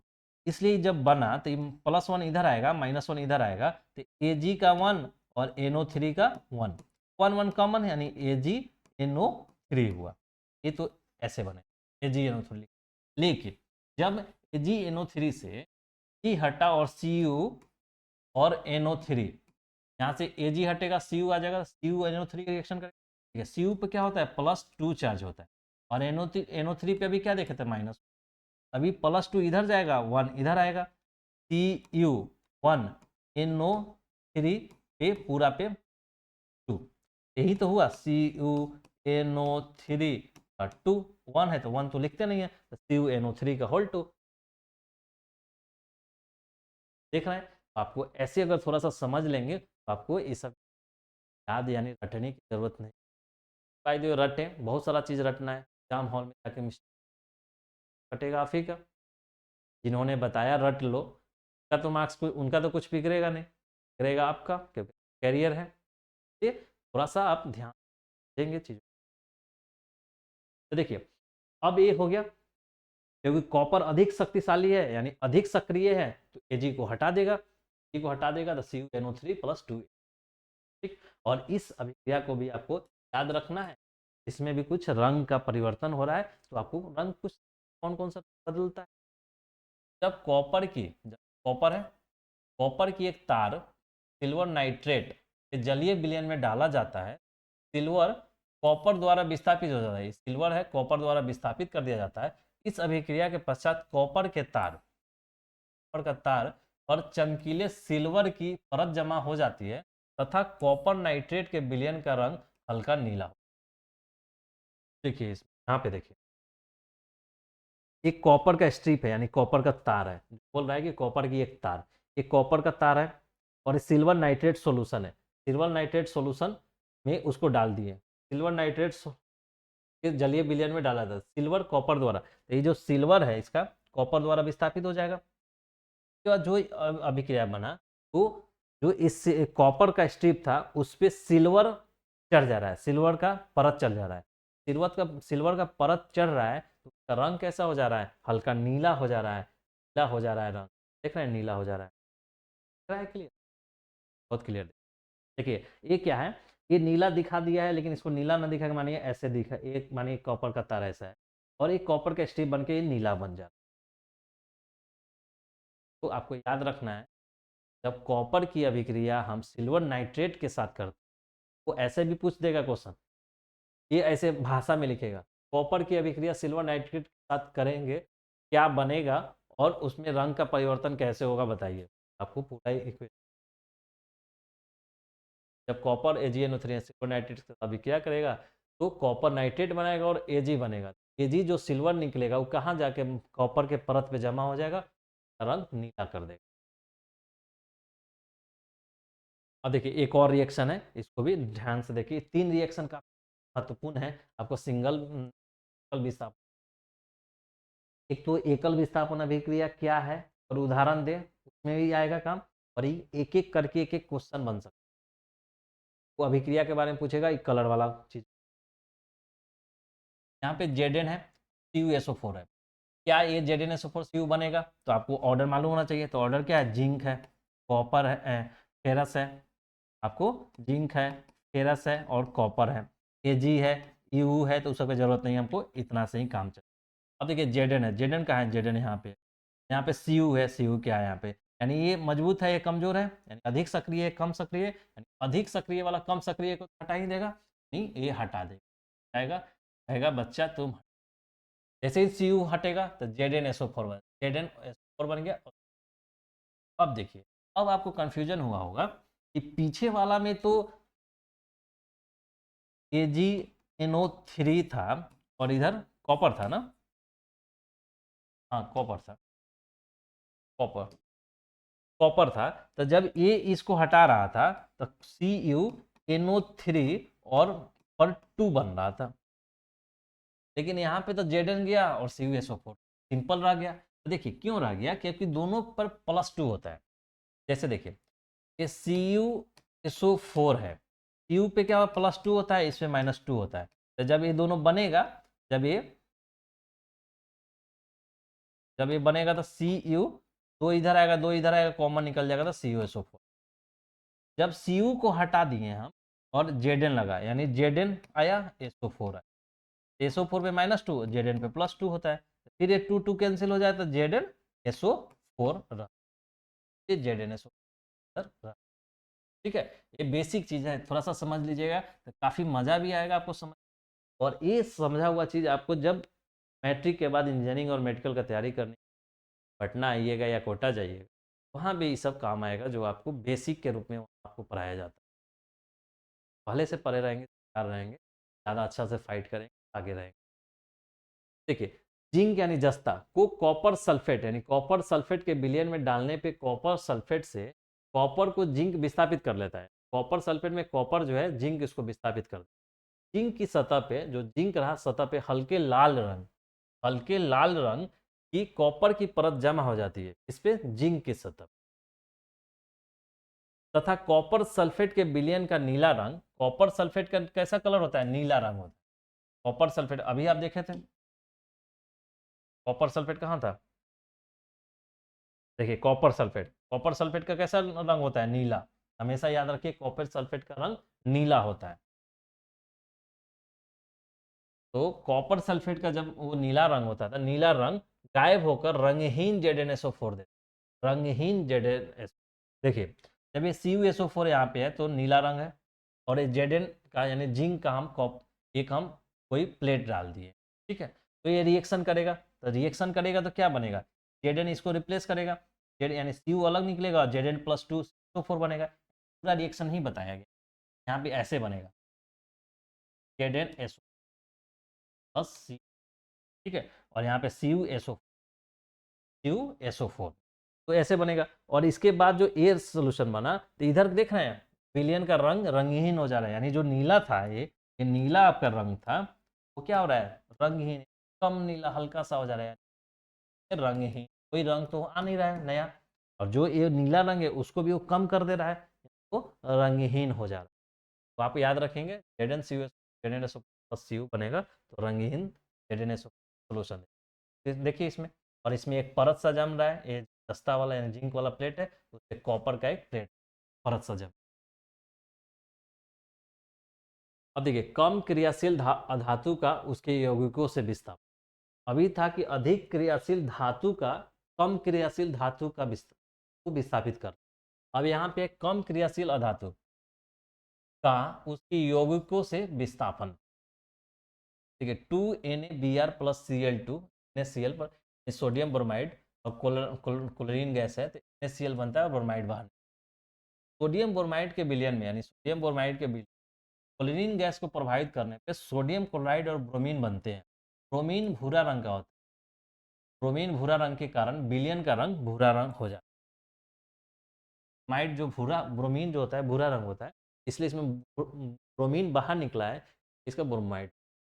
देखिए यहाँ पे क्या विस्थापन हुआ है, यहाँ Na तो रहा है, Br को रिप्लेस किया, Cl आ गया है यहाँ पे, Br बाहर निकल, नहीं बोल रहा है कम क्रियाशील अधातु है, Br जो है कम क्रियाशील धातु, कम क्रियाशील धातु है तो सोडियम, सोडियम जो है कोई भी चाहता है कि अपने साथ मजबूत आदमी रहे, ठीक है। तो सोडियम ब्रोमाइड है और क्लोरीन है, क्लोरीन जो है मजबूत है, यानी अधिक क्रियाशील होता है क्लोरीन, क्लोरीन अधिक क्रियाशील है। तो इस सोडियम के साथ ब्रोमीन था, हमारे साथ एक कमजोर आदमी था, हम चाहेंगे ना कि कमजोर आदमी भाई ये हट जाए और एक कोई मजबूत है। पढ़ने लिखने के सेंस में भी देखिए, आपसे कोई तेज व्यक्ति, कोई स्टूडेंट है, आप चाहते हैं ना कि तेज वाले के साथ हमारा दोस्ती हो, कमजोर वाले के साथ दोस्ती ना हो। ऑब्वियस बात है, सबको ये चाहता है कि नहीं मेरा दोस्ती किससे, अपने से तेज वाले लड़के का साथ हो जाएगा तो उसे हेल्प मिलेगा। नहीं वैसा ही है भी, सोडियम ब्रोमाइड भी सोच रहा है कि नहीं मेरे साथ ब्रोमीन क्यों रहेगा, ब्रोमीन को हटाओ भाई, हमारे साथ क्लोरीन आ जाए। वही बोल रहा है कि कम क्रियाशील अधातु का उसकी यौगिकों से विस्थापन, सोडियम ब्रोमाइड एक यौगिक था, कंपाउंड था, इसमें से सोडियम ब्रोमाइड की चाहत है कम क्रियाशील जो ब्रोमीन है इसको हम हटा दे और अधिक क्रियाशील वाले को क्लोरीन के साथ कर ले, ब्रोमीन को और सी। ब्रोमीन जो है वो बाहर निकल रहा है सॉल्यूशन में यानी विलयन में, तो ब्रोमीन का कलर भूरा होता है, इसलिए विलयन का कलर भूरा। अब देखिए दूसरा एक इक्वेशन 2Ki, के होता है पोटेशियम, आई होता है आयोडीन, तो पोटेशियम आयोडेट आयोडीट आयोडाइड आयोडाइड। अगर पोटेशियम आयोडीन आप बोल रहे हैं, चलिए ठीक है, समझने के आयोडीन को आयोडाइड बोल देते हैं, पोटेशियम आयोडाइड। क्लोरीन गैस के साथ अभिक्रिया करता है, तो यहाँ पे देखिए आयोडीन जो यहाँ पे ये भी कमजोर है, Cl2 तो अधिक मजबूत है, कम क्रियाशील को ये भी हटाएगा। सोडियम भी चाहेगा भाई आयोडीन कम क्रियाशील है, बेचारा कमजोर आदमी को हटाओ, मजबूत आदमी के साथ दोस्ती करो, तो एक के आई को हटाएगा Cl के साथ, के Cl और आयोडीन बाहर निकल जाए। पोटेशियम आयोडाइड के विलयन में क्लोरीन गैस प्रभावित करने पे पोटेशियम क्लोराइड एवं आयोडीन बनते हैं, आयोडीन बनेगा। आयोडीन के कारण विलयन का रंग बैंगनी हो जाता है, आयोडीन बैंगनी रंग का होता है, बैंगनी रंग का होने के कारण आयोडीन के कारण इसका रंग, इस सॉल्यूशन का रंग बैंगनी हो जाता है। ठीक, यहाँ ब्रोमीन के कारण भूरा हो जाता है, यहाँ बैंगनी के कारण, आयोडीन के कारण कम क्रियाशील अधातु। क्रियाशील धातुओं द्वारा अम्लों से हाइड्रोजन का विस्थापन। अब देखिए अभी विस्थापने एकल विस्थापन चल रहा है, सब में एकल विस्थापन हो रहा है, यानी एक ही का विस्थापन हो रहा है। क्रियाशील धातु द्वारा अम्लों से हाइड्रोजन का विस्थापन, ये अम्ल भस्म और जब लवण पढ़ेंगे इसके बाद वाला चैप्टर केमिस्ट्री का दूसरा चैप्टर है, उसमें आप पढ़ेंगे कि कैसे अम्लों से हाइड्रोजन का Zn है और ZnCl2 हो रहा है, और जिंक क्या हो रहा है, जिंक हाइड्रोजन से अधिक क्रियाशील है, अधिक क्रियाशील है तो क्या निकलेगा, H को हटा देगा, H को हटाएगा तो ZnCl2 और H बाहर निकल जाएगा। इसी तरह ZnH2SO4 में ZnH2 से ज़्यादा अधिक क्रियाशील है, नहीं विश्वास है तो देख लीजिए।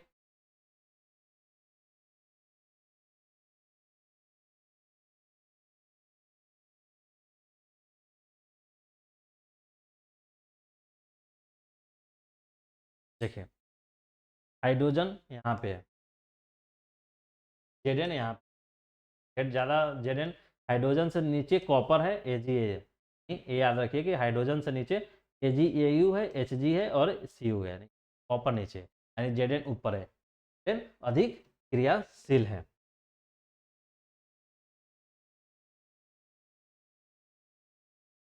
क्या है, अधिक क्रियाशील है।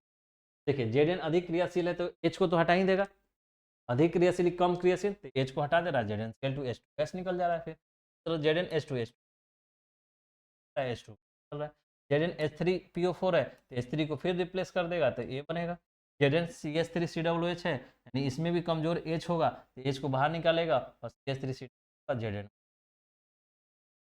ये ज़्यादा इंपॉर्टेंट, इसके पीछे वाला दो काफ़ी इंपॉर्टेंट। अब देखिए कुछ अम्ल और नाम देख लीजिए जो इस चैप्टर में है, और इसके बाद वाला केमिस्ट्री का चैप्टर है जो अम्ल भस्म और लवण, उसका नाम ही है, उसमें और बहुत सारा अम्ल के बारे में पढ़े, तभी ये बेसिक ध्यान रखिए। HCl, देखिए ये हाइड्रोजन है क्लोरीन है, तो हाइड्रोजन क्लोरीन बोलेंगे, हाइड्रोजन क्लोराइड हो जाता है, एक तो हाइड्रोजन क्लोराइड बोलेंगे, और इसका नाम है हाइड्रोक्लोरिक एसिड भी बोलते हैं, हाइड्रोजन क्लोराइड बोलिए या हाइड्रोक्लोरिक एसिड यानी अम्ल। H2SO4 हाइड्रोजन सल्फेट या sulphuric acid, sulphuric. H3PO4 phosphoric अम्ल, फास्फोरिक अम्ल, और CH3COOH एसिटिक अम्ल।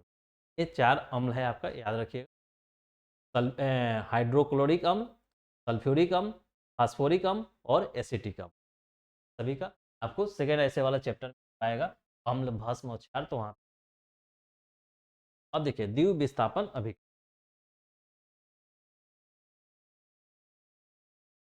देखिए द्वितीय विस्थापन अभिक्रिया वह अभिक्रिया जिसमें दो यौगिक अपने आयनों का आदान प्रदान करके दो नए यौगिकों का निर्माण करते हैं, उसे द्वितीय विस्थापन कहते हैं। इसमें क्या है कि दो यौगिक यानी दो कंपाउंड होगा, विकारक में दो कंपाउंड होगा, जैसे कि AB और XO, अपने आयनों का आदान प्रदान करते हैं, आयनों का आदान प्रदान चेंज करके दो नए यौगिक का निर्माण करते हैं, इसे द्वितीय विस्थापन कहते हैं।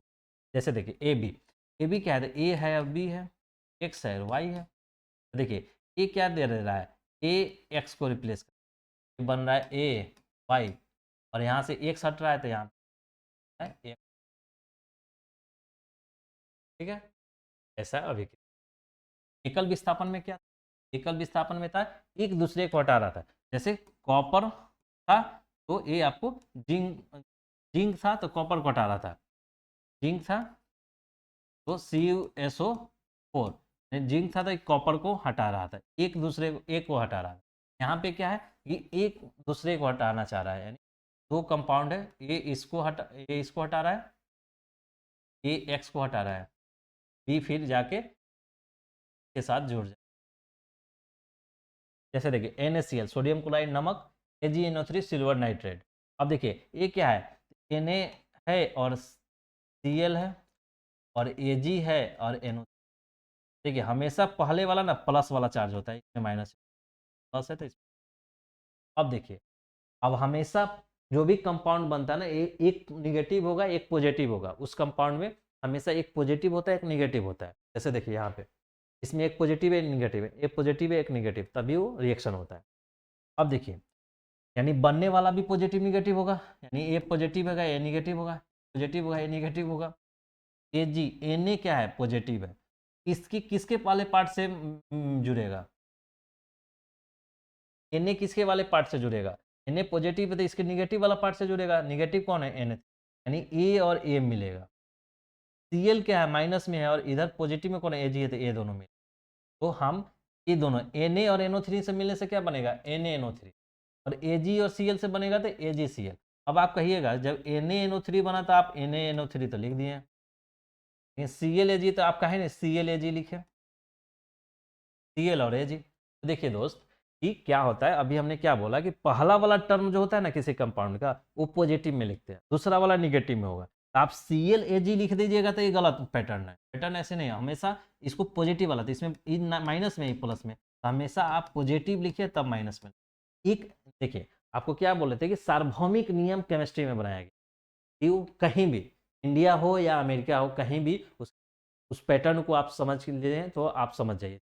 बाय द वे मानिए कि हम ऐसा नियम अगर नहीं बनाते कि पहले पॉजिटिव लिखे उसके बाद निगेटिव, तो कोई पहले लिख देगा कुछ भी, मान के चलो हमने कोई लिख रहा है AgCl और कोई लिख रहा है ClAg, ऐसा तो हम जानते हैं इसका पॉजिटिव इसका निगेटिव है तो हम समझ लेंगे अच्छा इसका निगेटिव इसका पॉजिटिव। कोई अननोन यानी कोई दो मेटल या दो एक कंपाउंड का खोज हो रहा है, उस कंपाउंड में हम कैसे जानेंगे कि अच्छा इसका निगेटिव है इसका पॉजिटिव है, तभी तो हम नियम रहेगा तभी तो, हाँ भाई पहले हम पॉजिटिव वाला लिख, कोई भी जान जाएगा, अमेरिका में भी कुछ खोज हो रहा है तो इंडिया में वाले भी जान जाएगा अच्छा पॉजिटिव, इस सेंस में हमें। ठीक, उसी तरह देखिए BaCl2 NaSO4। अब देखिए Ba और Na, Ba पे क्या होता है, Ba पे पॉजिटिव A माइनस, Na पे पॉजिटिव A माइनस, ठीक, इस पे -2 होता है और इस पे +2 होता है।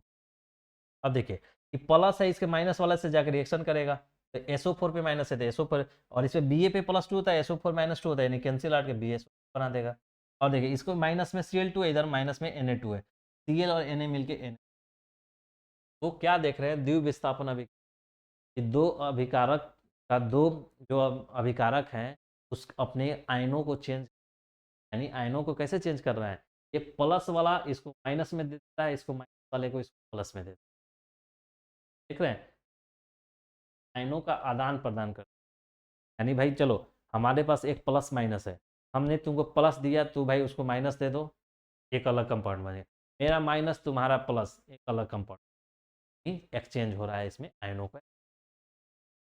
उसी तरह देखिए FeS और H2SO4, तो Fe पे +2 होता है, S पे -2 होता है, H पे +1 होता है, SO पे -2 होता है, Fe किससे जाएगा, SO4 से जाएगा, FeSO4 और H2 क्या जाएगा S से, ठीक, द्विविस्थापन।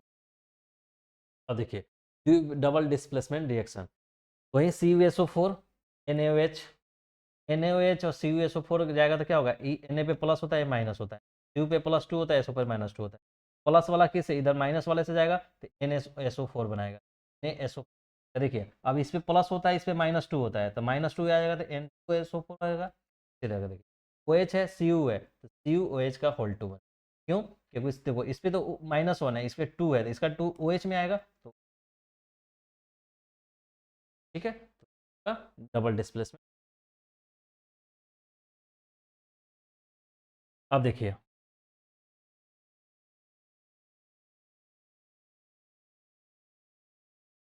जब कॉपर सल्फ देखिए, अब एक रिएक्शन देखिए, जब कॉपर सल्फेट के नीले विलयन में हाइड्रोजन सल्फाइड गैस प्रवाहित की जाती है तब कॉपर सल्फाइड का काला अवक्षेप और सल्फेट, देखिए कॉपर सल्फेट है। अब क्या होगा कि कॉपर सल्फेट इस पे प्लस होता है 2, इस पे -2, इस पे +1, माइनस, ठीक। ठीक है, Cu किससे जाके एस से जाके अभिक्रिया करेगा तो Cu से +2 है, इस पे -2 कैंसिल आउट हो जाएगा तो Cu। अब SO4 H2 है, H2 इसका 2 आ जाएगा H2 में, तो बोला है जब कॉपर सल्फेट यानी कॉपर सल्फेट के नीले, हमेशा भी आप पढ़े थे कि कॉपर सल्फेट का रंग कैसा होता है, नीला होता है।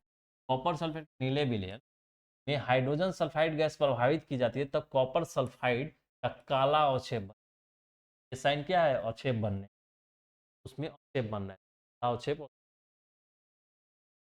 कभी कभी ये रिएक्शन दे देगा CuSO4 plus H2S CuS plus, बोलेगा CuS का कौन कैसा कलर होता है, CuS अवक्षेप बन रहा है, उस अवक्षेप का कलर कैसा होता है, रंग कैसा होता है, काला अवक्षेप। सीधा रहेगा PbNO3 यानी और KI, PbI2 बना KNO3, ये भी अवक्षेप बन रहा है। देखिए जब लेड नाइट्रेट पीबी को लेड बोलते हैं, O3 नाइट्रेट है, तो लेड नाइट्रेट विलयन में पोटेशियम आयोडाइड का विलयन मिलाने पे, पोटेशियम आयोडाइड है, ये है पोटेशियम लेड आयोडाइड का पीला अवक्षेप प्राप्त होता है। लेड आयोडाइड, लेड का है लेड आयोडाइड अवक्षेप मिल रहा है, ये पीला अवक्षेप इसमें। लेड नाइट्रेट क्या है, ये लेड नाइट्रेट का विलयन पोटेशियम आयोडाइड, पोटेशियम आयोडाइड का विलयन जब इसमें डालेंगे और रिएक्शन करेगा तो हमें क्या मिलता है, लेड आयोडाइड मिलेगा, लेड आयोडाइड मिलेगा और KNO3 मिलेगा। तो ये तो KNO3 मिलेगा और लेड आयोडाइड मिलेगा। लेड आयोडाइड कैसे होगा, पीला अवक्षेप। देख रहे हैं अवक्षेप कैसे मिल रहा है, मैं देखिए अवक्षेप कैसे मिल रहा है। ये PbNO3 लेड नाइट्रेट था और ये था पोटेशियम आयोडाइड, पोटेशियम आयोडाइड तो पोटेशियम नाइट्रेट बन रहा है और लेड आयोडाइड का पीला अवक्षेप है। देख रहे हैं कैसे अवक्षेप बन रहा है, अवक्षेप।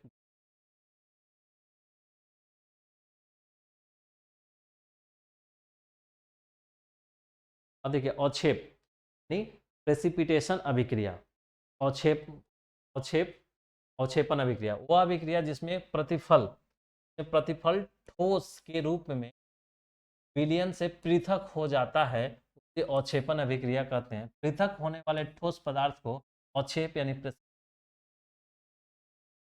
अवक्षेपन अभिक्रिया, वह अभिक्रिया जिसमें प्रतिफल यानी जो उत्पाद बन रहा है ये कोई ना कोई विलयन पृथक हो जाएगा, अवक्षेप अभिक्रिया कहते हैं। पृथक होने वाले ठोस पदार्थ को अवक्षेप बोलते हैं। जैसे अभी silver nitrate solution, silver chloride solution, इसमें अवक्षेप ये वाला देख लीजिए क्या आ जाएगा, lead nitrate +2KI PbI plus अवक्षेप बन रहा है।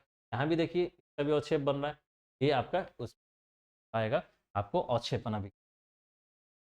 ठीक है, सिल्वर नाइट्रेट, ठीक है, सिल्वर नाइट्रेट NaCl, जब सिल्वर नाइट्रेट NaCl से अभिक्रिया करता है तो AgCl का अवक्षेप बनता है और नाइट्रेट का सोल्यूशन AgCl का, आप याद रखें।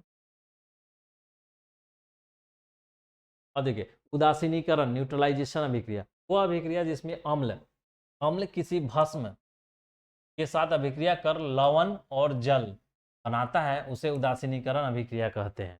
ठीक है, ये उदासीनीकरण अभिक्रिया अम्ल भस्म और लवण वाले चैप्टर में बहुत ढंग से पढ़ेंगे, वहाँ पे कई रिएक्शन अम्ल और भस्म का बताएंगे जहाँ पे वो दोनों मिलकर आपको लवण बनाते हैं और इसी अभिक्रिया को उदासीनीकरण अभिक्रिया कहते हैं। ठीक है, तो देखिए उदासीनीकरण अभिक्रिया कब होता है, वह अभिक्रिया जिसमें कोई अम्ल किसी भस्म के साथ अभिक्रिया करता है, अम्ल यानी एसिड, भस्म यानी बेस, अम्ल भस्म के साथ अभिक्रिया कर लवण और जल बनाता है, इसे उदासीनीकरण अभिक्रिया कहते हैं। देखिए जैसे NaOH, NaOH क्या है, भस्म है, HCl क्या है, ये अम्ल है, हाइड्रोजन क्लोराइड यानी हाइड्रोजन क्लोराइड और सोडियम हाइड्रोक्साइड, ये बन जाता है नमक, नमक क्या है, लवण है, साल्ट है और ये जल। देख रहे हैं क्या, अम्ल और भस्म मिला तो आपको लवण और जल बिना और इसी अभिक्रिया को उदासीनीकरण अभिक्रिया, ये न्यूट्रलाइज अभिक्रिया राशि है। इसी तरह पोटेशियम हाइड्रोक्साइड H2SO4 के साथ रिएक्शन करेगा, K2, अब देखिए ये पॉजिटिव है माइनस है, पॉजिटिव है माइनस है, पॉजिटिव वाला किससे जाएगा, एस माइनस वाले से रिएक्शन करेगा K2SO4, और H2 किससे जाएगा, इधर से H। इसी तरह देखिए एसिड बेस साल्ट बन, लवण होगा, जल होगा, ठीक है। अब देखिए ऑक्सीकरण या उपचयन अभिक्रिया, वह अभिक्रिया जिसमें तत्व या यौगिक से ऑक्सीजन का संयोग या किसी यौगिक से हाइड्रोजन का निष्कासन होता है, ये ऑक्सीकरण अभिक्रिया कहते हैं। क्या है, वह अभिक्रिया जिसमें तत्व या यौगिक से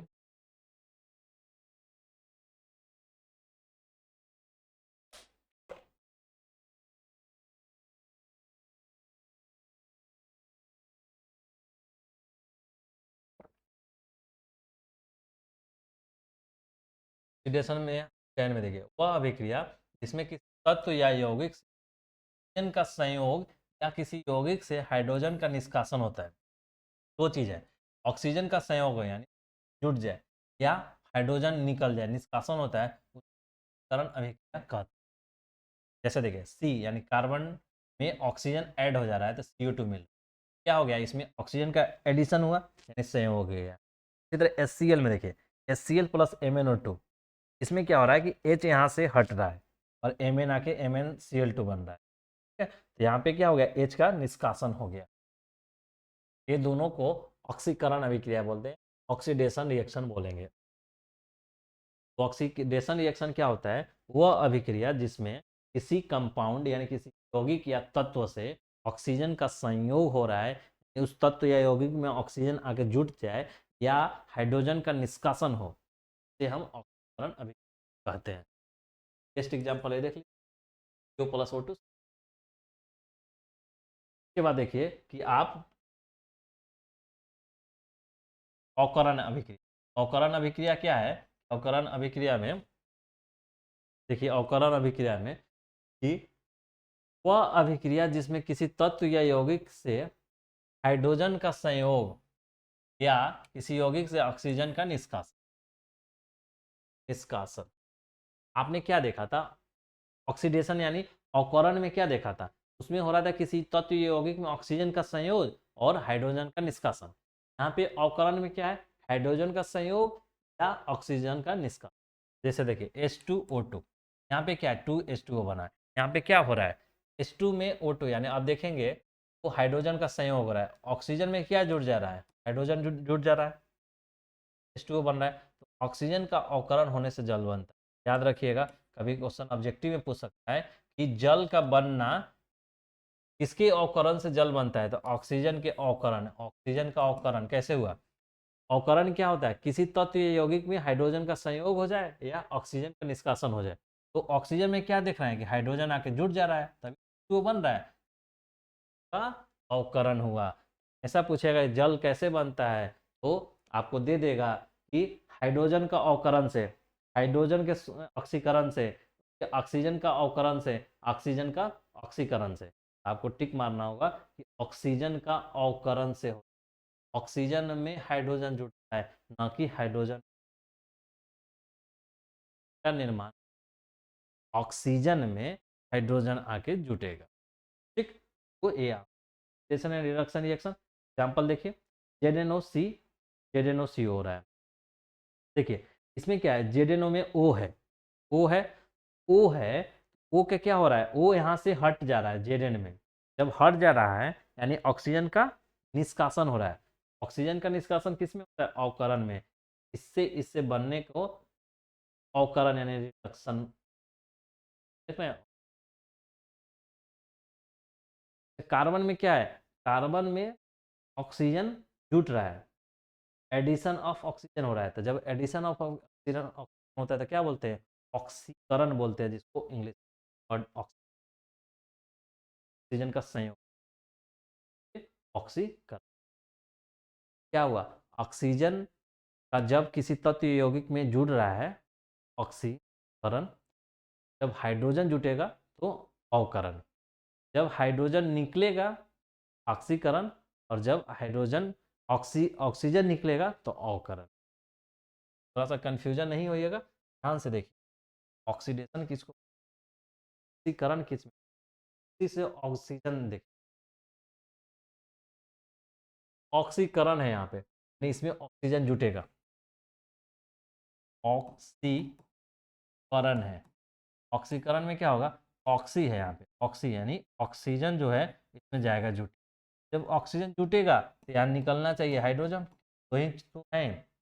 क्या देखिए, उसके बाद अवकरण, अवकरण में जब देखिए ऑक्सी में ऑक्सीजन जुटा है तो इसमें ऑक्सीजन निकलेगा, और इसमें ऑक्सीकरण में हाइड्रोजन निकला है, हाइड्रोजन एक पकड़ लीजिए, दोनों आप देख लीजिए, चार्ट बना, डायग्राम तुरंत बनाइए और किसी भी रहेगा, किसी ऑब्जेक्टिव शीट बना लीजिएगा, डाउट होगा ही नहीं, ऑब्जेक्टिव का होगा ही नहीं। ऑक्सीकरण में ऑक्सी, याद रखिए, करण में ऑक्सी यानी ऑक्सीजन का एडिशन होगा। जब ऑक्सीजन का एडिशन, एक एडिशन होगा तो एक बाहर होना चाहिए, तो अवकरण में क्या होगा, जब इसमें ऑक्सीजन का एडिशन होता है तो इसमें ऑक्सीजन बाहर आएगा, जब ऑक्सीजन बाहर आया तो हाइड्रोजन।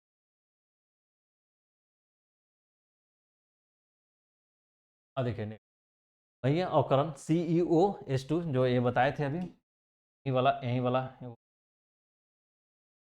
CeO यानी ऑक्सीजन है, यहाँ पे ऑक्सीजन क्या होगा, बाहर हो गया, ऑक्सीजन बाहर हो गया यानी अवकरण हो गया। यहाँ पे हाइड्रोजन है, यहाँ पे H2 को बना यानी एडिशन हुआ है। नोट देखिए, ऑक्सीकरण एवं अवकरण अभिक्रिया सदैव साथ साथ चलता है, रिडक्शन और ऑक्सीडेशन हमें करण और ऑक्सीडेशन साथ साथ होता है, जिसे रेडॉक्स रिडक्शन और रिडक्शन और अवकरण अभिक्रिया साथ साथ चलता है, और साथ साथ चलता है, ऐसे रिएक्शन को रिडॉक्स अभिक्रिया। एक का अवकरण होगा, इसी तरह यहाँ भी देखिए, यहाँ पे क्या है H2SCl2, 2S में H2 निकल जा रहा होगा, देखिए H2 निकल जा रहा है तो क्या हुआ, ऑक्सीकरण हुआ, ऑक्सीकरण में ऑक्सीजन ऐड होगा, और Cl2 में H जुट रहा है, यानी जिस तत्व या यौगिकों का जिस तत्व या यौगिकों का ऑक्सीकरण होता है, ऑक्सीकृत ऑक्सीडाइज कहा जाता है, जैसे वाले स्टेप से क्लियर, जिस तत्व या यौगिक का ऑक्सीकरण होता है, इसका क्या हो रहा है, H2S का क्या हो रहा है, ऑक्सीकरण हो रहा है, उसे ऑक्सीकृत कहा जाता है, यानी ऑक्सीडाइज कहा जाएगा। इसमें का भी ऑक्सीकरण होगा यानी ऑक्सीडेशन होगा, ऑक्सीडाइज बोले। यहाँ पे H2S का ऑक्सीकरण हो रहा है, ऑक्सीकृत हो गया। जिस तत्व या यौगिक का अवकरण होता है, नक्शन होता है, ये अवकृत दुष्ट कहा जाता है, जैसे Cl2, Cl2 क्या अवकरण हो रहा है, यानी तत्व या यौगिक जो ऑक्सीकरण के लिए ऑक्सीजन प्रदान करता है, यानी ऑक्सीकरण करना।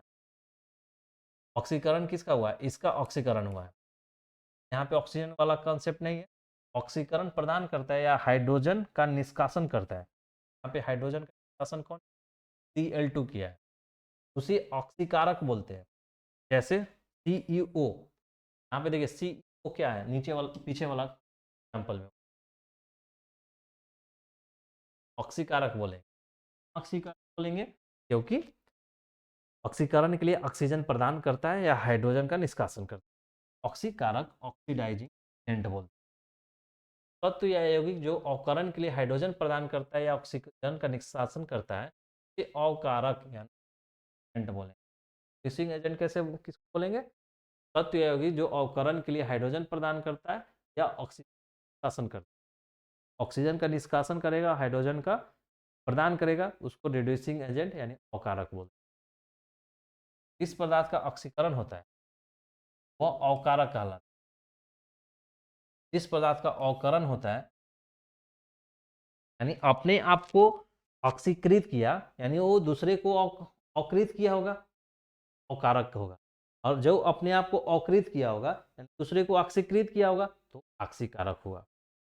जैसे यहाँ पे देखिए H2O2, तो O2 में क्या होता है, एडिशन होता है H2 का, तब H2O बनता है, तो अवकारक कौन हुआ, हाइड्रोजन, ऑक्सीकारक हुआ ऑक्सीजन। कैसे देखिए, ऑक्सीजन में हाइड्रोजन का एडिशन होता है, एडिशन हो गया, एडिशन हुआ हाइड्रोजन का, यानी इसका अवकारक हुआ, अकारक हुआ ए क्या हुआ, दूसरे को ऑक्सीकृत किया होगा, ये ऑक्सीकारक होगा, ऑक्सीकारक होगा, ये ऑक्सीजन। समझिए, थोड़ा सा इसको समझ लीजिए तो आपको एक कंफ्यूजन दूर हो जाएगा, क्योंकि ऑब्जेक्टिव में ऐसे क्वेश्चन पूछ के आपको बता दिया जाएगा, यहाँ आपको डाउट हो जाएगा।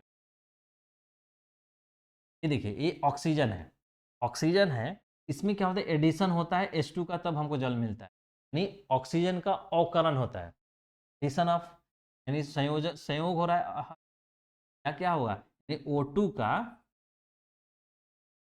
अवकरण हो रहा है, अवकरण हो रहा है, अवकरण।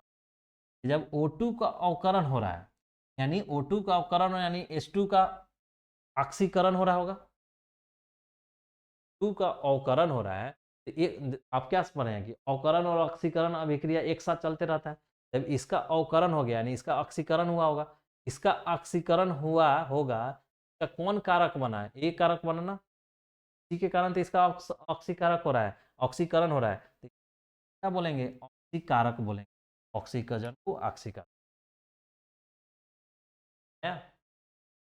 क्या पढ़ा था, कोई भी रिएक्शन अगर अवकरण अभिकरण एक साथ चलता है, एक का ऑक्सीकरण होगा तो दूसरे का अवकरण होगा, जब जिसका ऑक्सीकरण होता है, इसका ऑक्सीकरण हुआ तो इसका अवकरण होगा, जब O2 का अवकरण हुआ तो इसका ऑक्सीकरण होगा, और ऑक्सीकरण किसके कारण इसका होगा, O2 के कारण ही ना, O2 क्या होगा, ऑक्सीकारक होगा, इसके ऑक्सीकरण का कारक कौन बन रहा है, O2।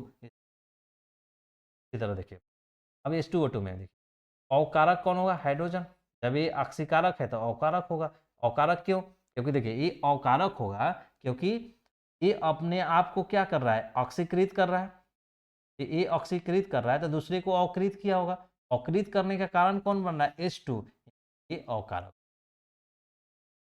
समझ गए, देखिए आज इतना ही, इतना तक तो आज आपने क्या पढ़ा कि जितना भी रासायनिक समीकरण होते हैं कितने प्रकार के, तो लगभग 10 प्रकार के रासायनिक समीकरण, और सभी को डिटेल से पढ़ाया गया है, और होप करता हूँ कि ये आपको समझ में भी आया होगा, और इसको ढंग से देखिए, नोट्स बनाइए, और आप पढ़ और ढंग से देखेंगे और पढ़ेंगे तो ये आपको काफ़ी समझ में, काफ़ी डिटेल पढ़ाया गया है। तो इसके बाद एक और लेक्चर यानी एक और वीडियो आएगा, उसके बाद ये चैप्टर आपका कंप्लीट हो जाएगा, केमिस्ट्री का पहला chapter. Thank you for watching.